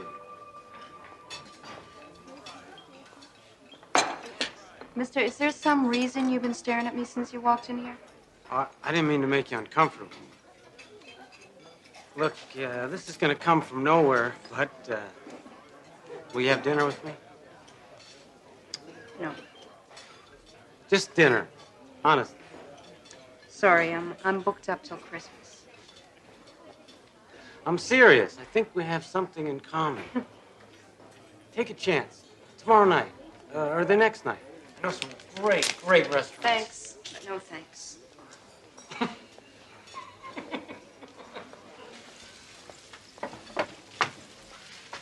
He asked me for a date. What did you say? What do you mean, what did I say? I said no. Mary Jo, you have got to start dating sometime, and this guy looks like one hell of a way to start. Why does he keep staring at me? He's weird. Look, what about Ralph? He'd ask you out in a second if he thought you were available. Well, I'm not available.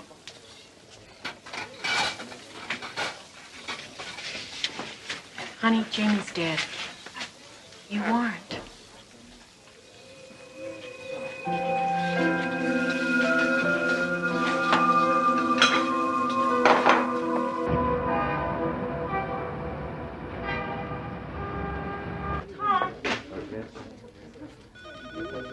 Tom, I want to talk to you.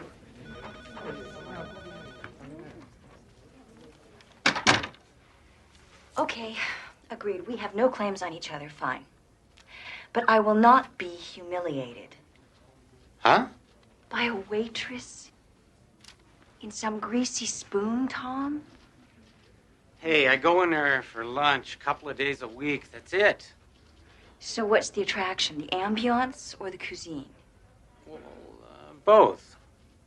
I like the food, and I'm comfortable there. I feel good there. Which is strange, considering nobody likes me. Least of all your waitress, I presume. She's not my waitress anymore. Mary Jo refuses to serve me. Which is just the kind of challenge you like. Wrong. As a matter of fact, I keep telling myself this is stupid. What are you doing there? But then, a couple of days later, there I am. Oh, poor baby. All that meatloaf and no love.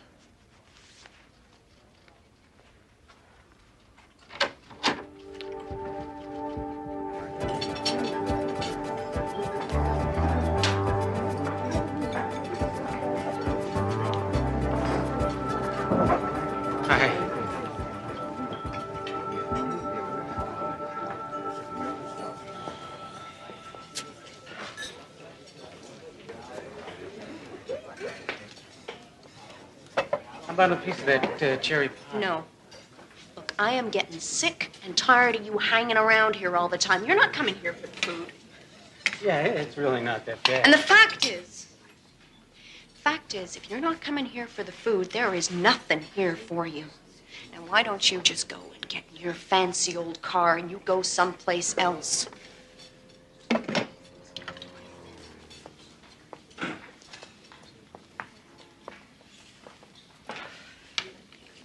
Don't you get the message? You're not wanted around here.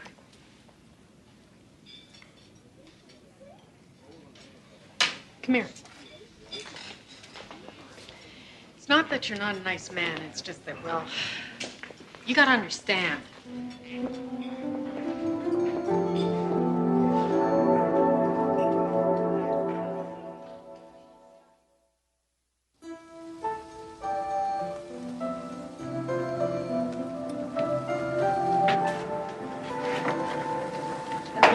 Mark, he's here.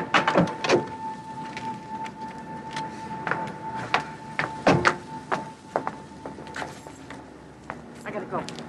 Night. Mary Jo, I want to apologize. I had no idea. Your friend told me. She had no business doing that. Mary Jo, you guys must have been pretty close, huh? Close. We lived next door to each other since we were 5 years old. We always knew we were going to get married. Well, maybe that sounds kind of silly to you. Well, maybe it is silly. But it was the kind of love that makes you hurt.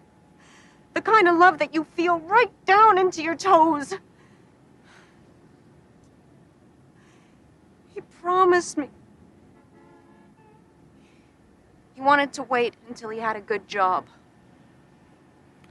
And it didn't matter to me at all, but it was important to him. And he did it. I was so proud of him. And he called me up. We set a date. And he was coming right over and we were gonna celebrate. We were gonna have kids.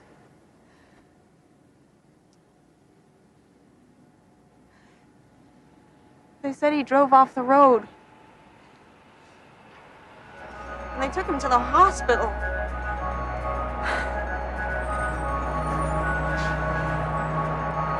Even in death, he did good by somebody else. It's the kind of guy that he was. What do you mean? Nothing. Nothing that would mean anything to you. Now, please go away! Wait, what was his name? I want to know his name.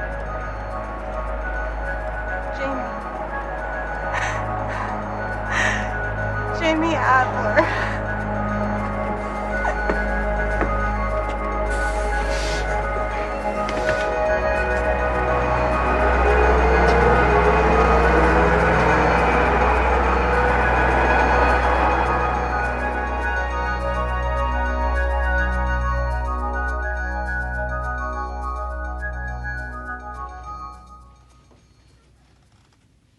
Thank you, Doctor. Yeah, I appreciate it. Of course, strictly confidential, I understand.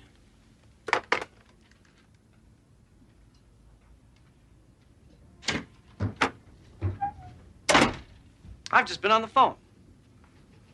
Me too. Did you tell McLaughlin that he could set his own price?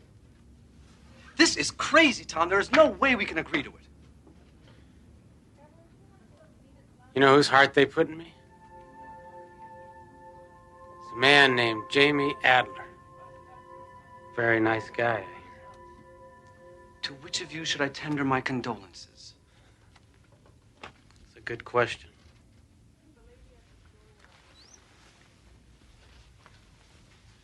Where the hell are you going now? I don't know. I'm going for a walk. Look, Tom. If you don't shape up, you're going to lose everything. The house, the job, the car. I got rid of that car.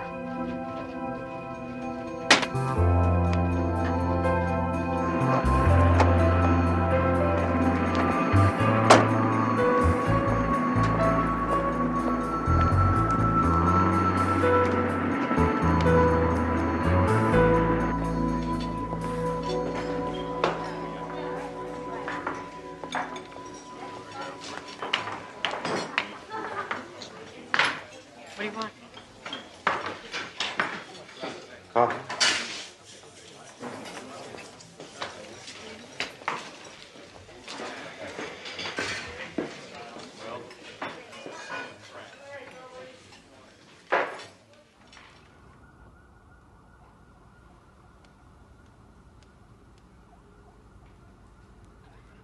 Still here.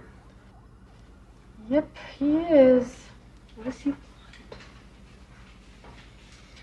After 5 cups of coffee, donut? I think he wants to talk to you. Sure is patient. I think if we went away for the weekend now, he'd still be here Monday morning waiting. What should I do? Follow your heart.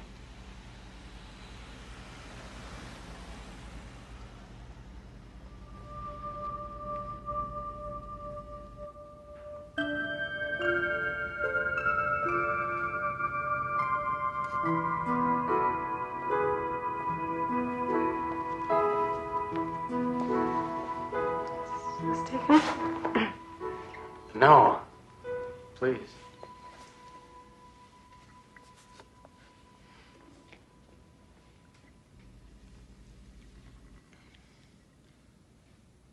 Am I really so terrible?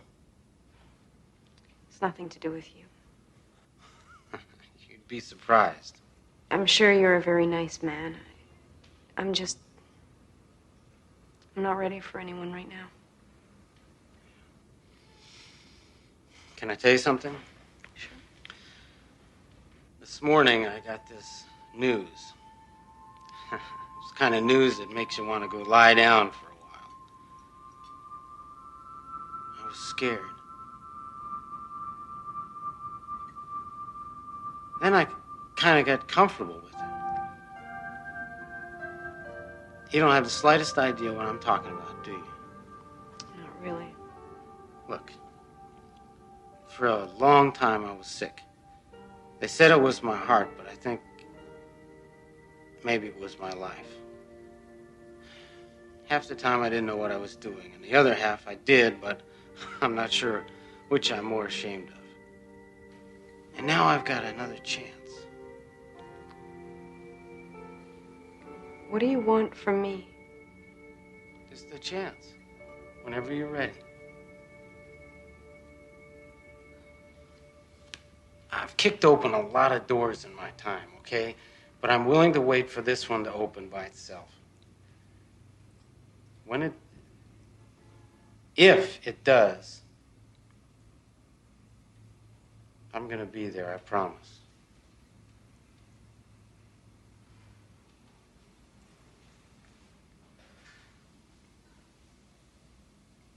Well, at least let me buy you a piece of pie. Madam, give me a piece of strawberry pie with peach ice cream, please. That's my favorite. How did you know that? Lucky guess?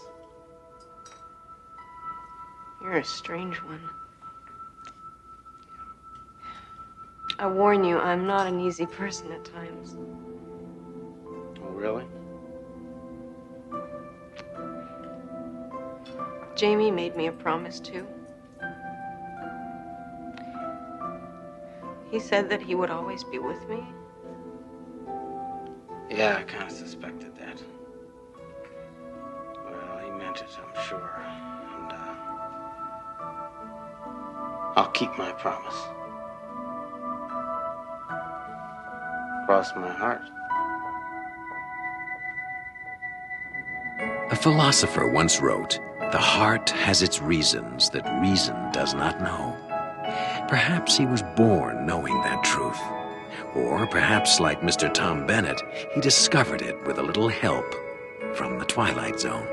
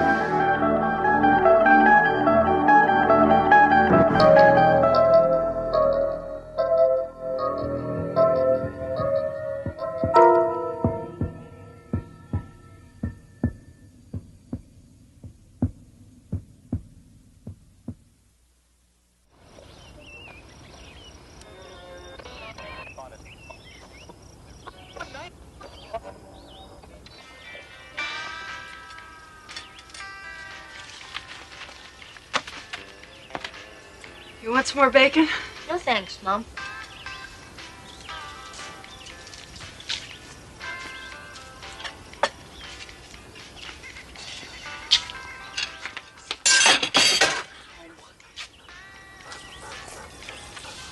I saw that. I'm not hungry anymore. Where do you think you're going, young man? Out. Don't be smart with me. What do you mean out? Out where? I don't know. Down in the creek. Maybe by Possum Meadows. Wait just a minute. Now what? Put your plate in the sink. Oh, Mom. Okay.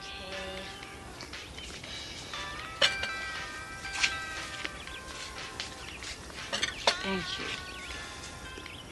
Can I go out and play now? Is your room clean? Mom. Go on. But be careful.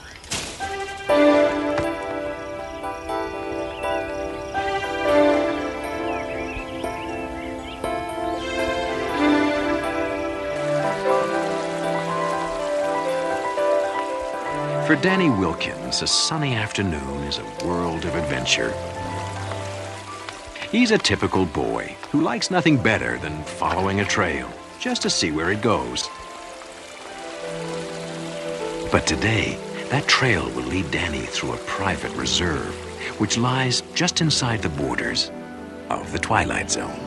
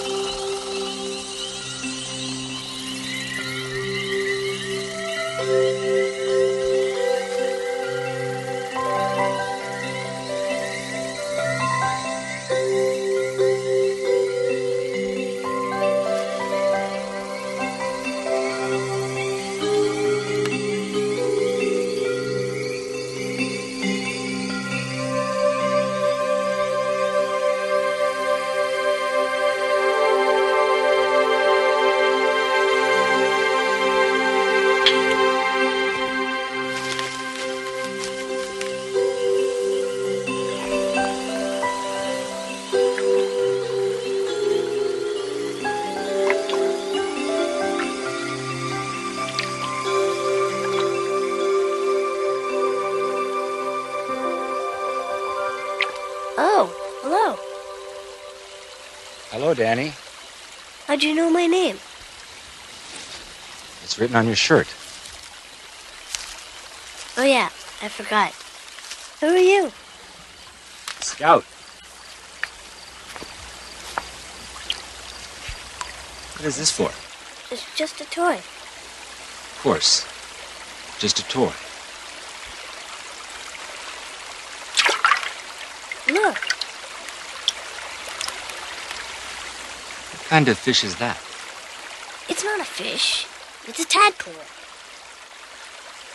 They turn into frogs. You know, ribbit, ribbit, frogs. Oh, yes. Ribbit, ribbit.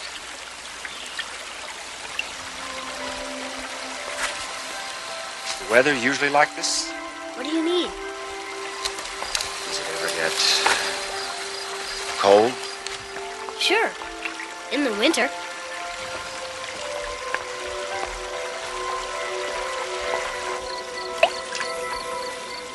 What do you call this place? Well, the big field is called Possum Meadows. This creek here is, I guess it's just called the creek. I never heard it called anything else. You're not from around here, are you? No. But I like it here. Very quiet. You come here often? Not so much anymore. I used to come here all the time with my dad. Well, he wasn't really my dad. What do you mean? I never knew my real dad. There was this guy who lived with us for a couple of years. Mom made me call him Dad.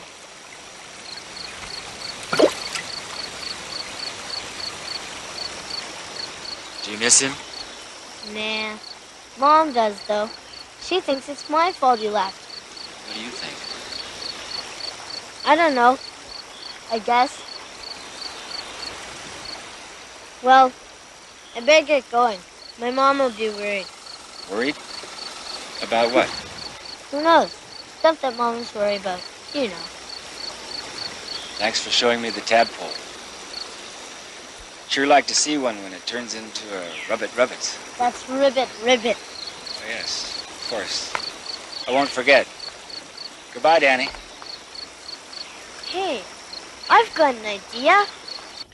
What do you mean you've been talking to some strange man in the woods? But, Mom... How many times have I told you not to talk to strangers? Scout isn't a stranger. He's my friend. Don't give me that. You just met him. Where does he come from? He didn't say exactly. Then who is he? And what kind of name is Scout anyway? What kind of name is Danny? Don't you smart-mouth me, young man. I'm sorry, Mom. But he's a really nice guy. You'd like him. Well, we'll never know, will we? What do you mean? I want you to stay away from him, Danny, and any other strangers you come across. Mom, it's kind of too late. What do you mean? I invited him to dinner.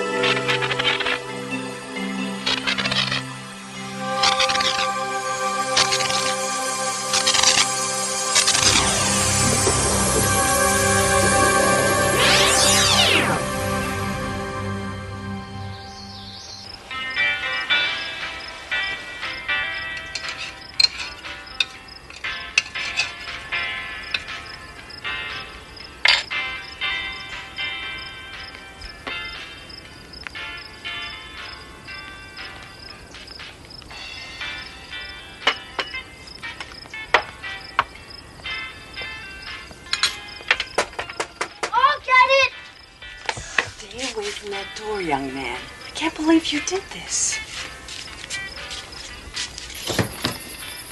Hello, Mr. Scout. There seems to have been a misunderstanding. My son is rather young, and he doesn't understand that you just don't go around inviting total strangers. Excuse me, Mrs. Wilkins. You have every right to be concerned about who your son spends his time with. Believe me, I never meant to meet in trouble. Please understand. I understand. I'll just be on my way. Sorry for the inconvenience. Wait.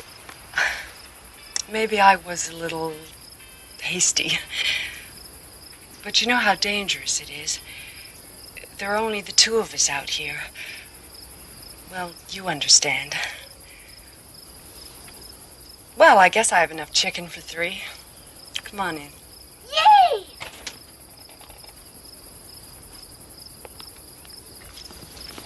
Thank you. Hello, Danny. Biff, quiet.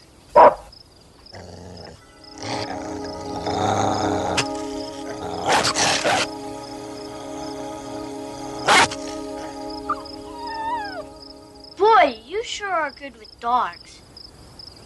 They just trust me, I guess. Come on, I'll show you my room. Maybe after dinner. You go wash up now. Okay. Neat! Sure you wouldn't like some more peas? No, thank you. But I'd like some more water, please. I'll get it. So, do you have a family? Family? You know, wife and kids?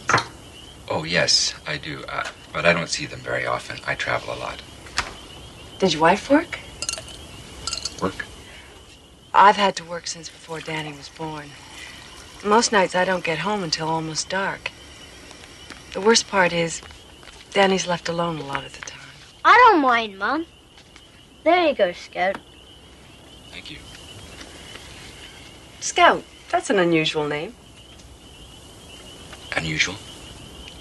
Well, yes. Is it a nickname? Yes, that's it. A nickname. Sorry. Danny, get a towel from the kitchen.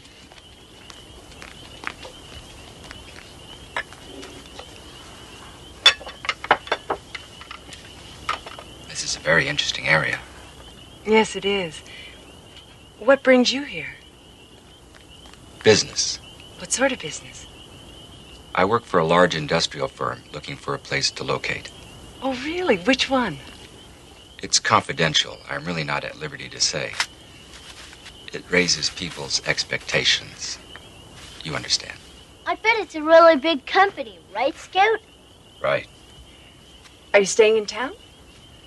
No, I have a motor home out near Possum Meadows. Oh, yes, I know the place. Hey, I've been everywhere around here. I bet I can help you a lot. Mom, can I go with Scout tomorrow and help him find places for his business? We'll talk later, honey. But, Mom... You should listen to your mom, Danny.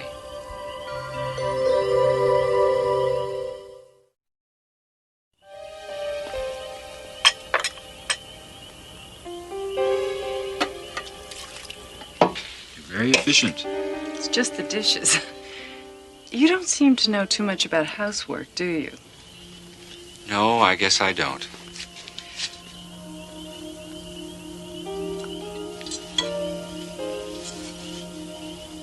It goes up there.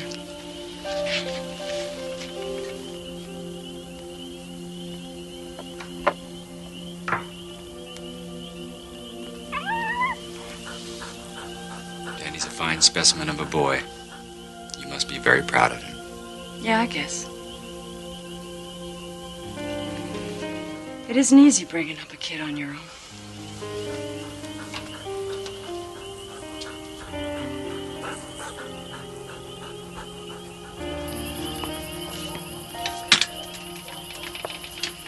Can you find your way in the dark? Yes. I don't think I'll have any trouble.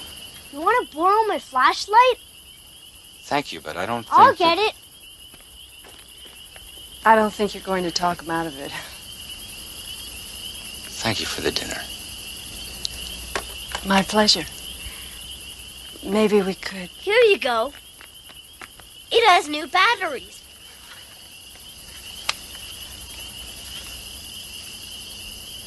Thank you. Good night. Good night. Good night. You get into bed, young man. It's late. Okay, Mom. I want you to come straight home from school tomorrow. Mom, I thought you said I could help Scout. I said we'd talk about it, and we just did. You're to come straight home tomorrow. But, Mom... No buts, and stay here. I want you to have your homework finished by the time I get home. Okay. Danny? Good night, Mom. Good night, son.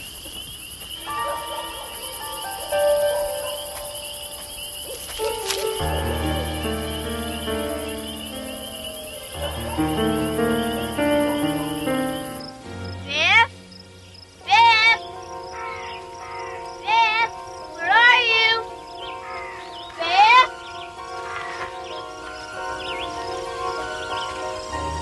Hello, Danny. How was school? Hi, Scout. Okay, I brought your flashlight back. thanks. Are you ready to show me around? I don't know. My mom said I should stay home after school. Oh. I talked to your mom, and she said it would be all right. You did? Yes. She's over at my house right now. With Biff. What's she doing there? We're all going to have dinner together tonight. We are? Yes.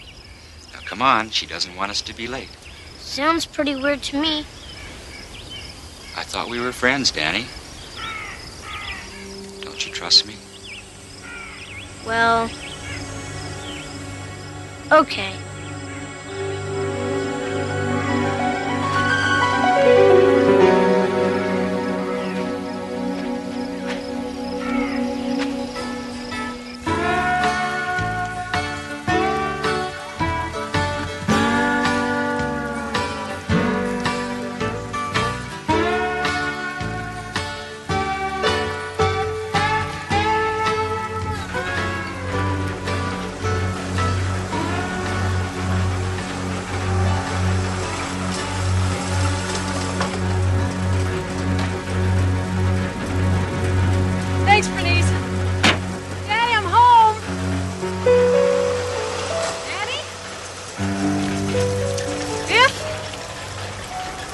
boy.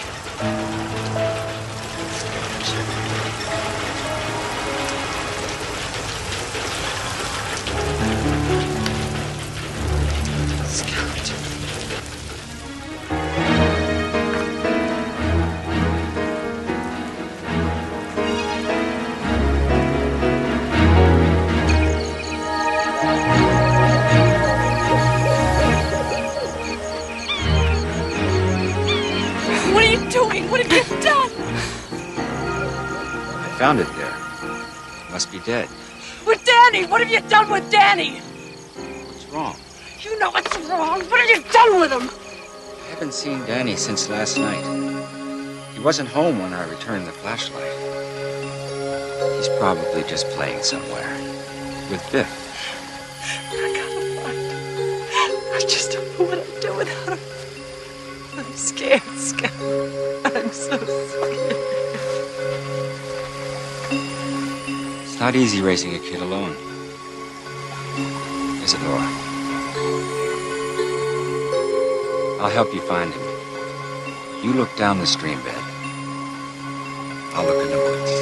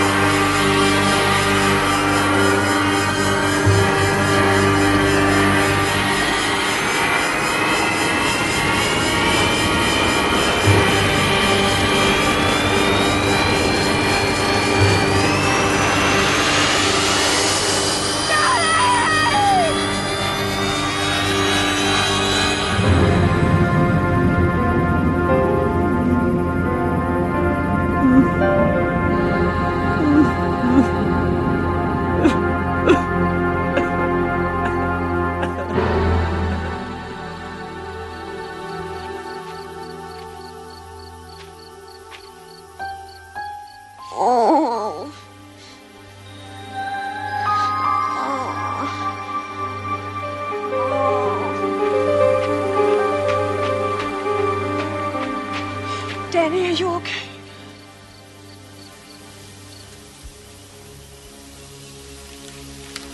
Just cold, Mom. Oh, God, I thought I'd lost you. Danny Wilkins, beneficiary of an act of kindness offered by a stranger. A stranger who's been reminded of a truth, the power of which cuts across races, cultures, and even species. The love between parent and child. It's a truth that can change minds and actions, even in a place known as the Twilight Zone.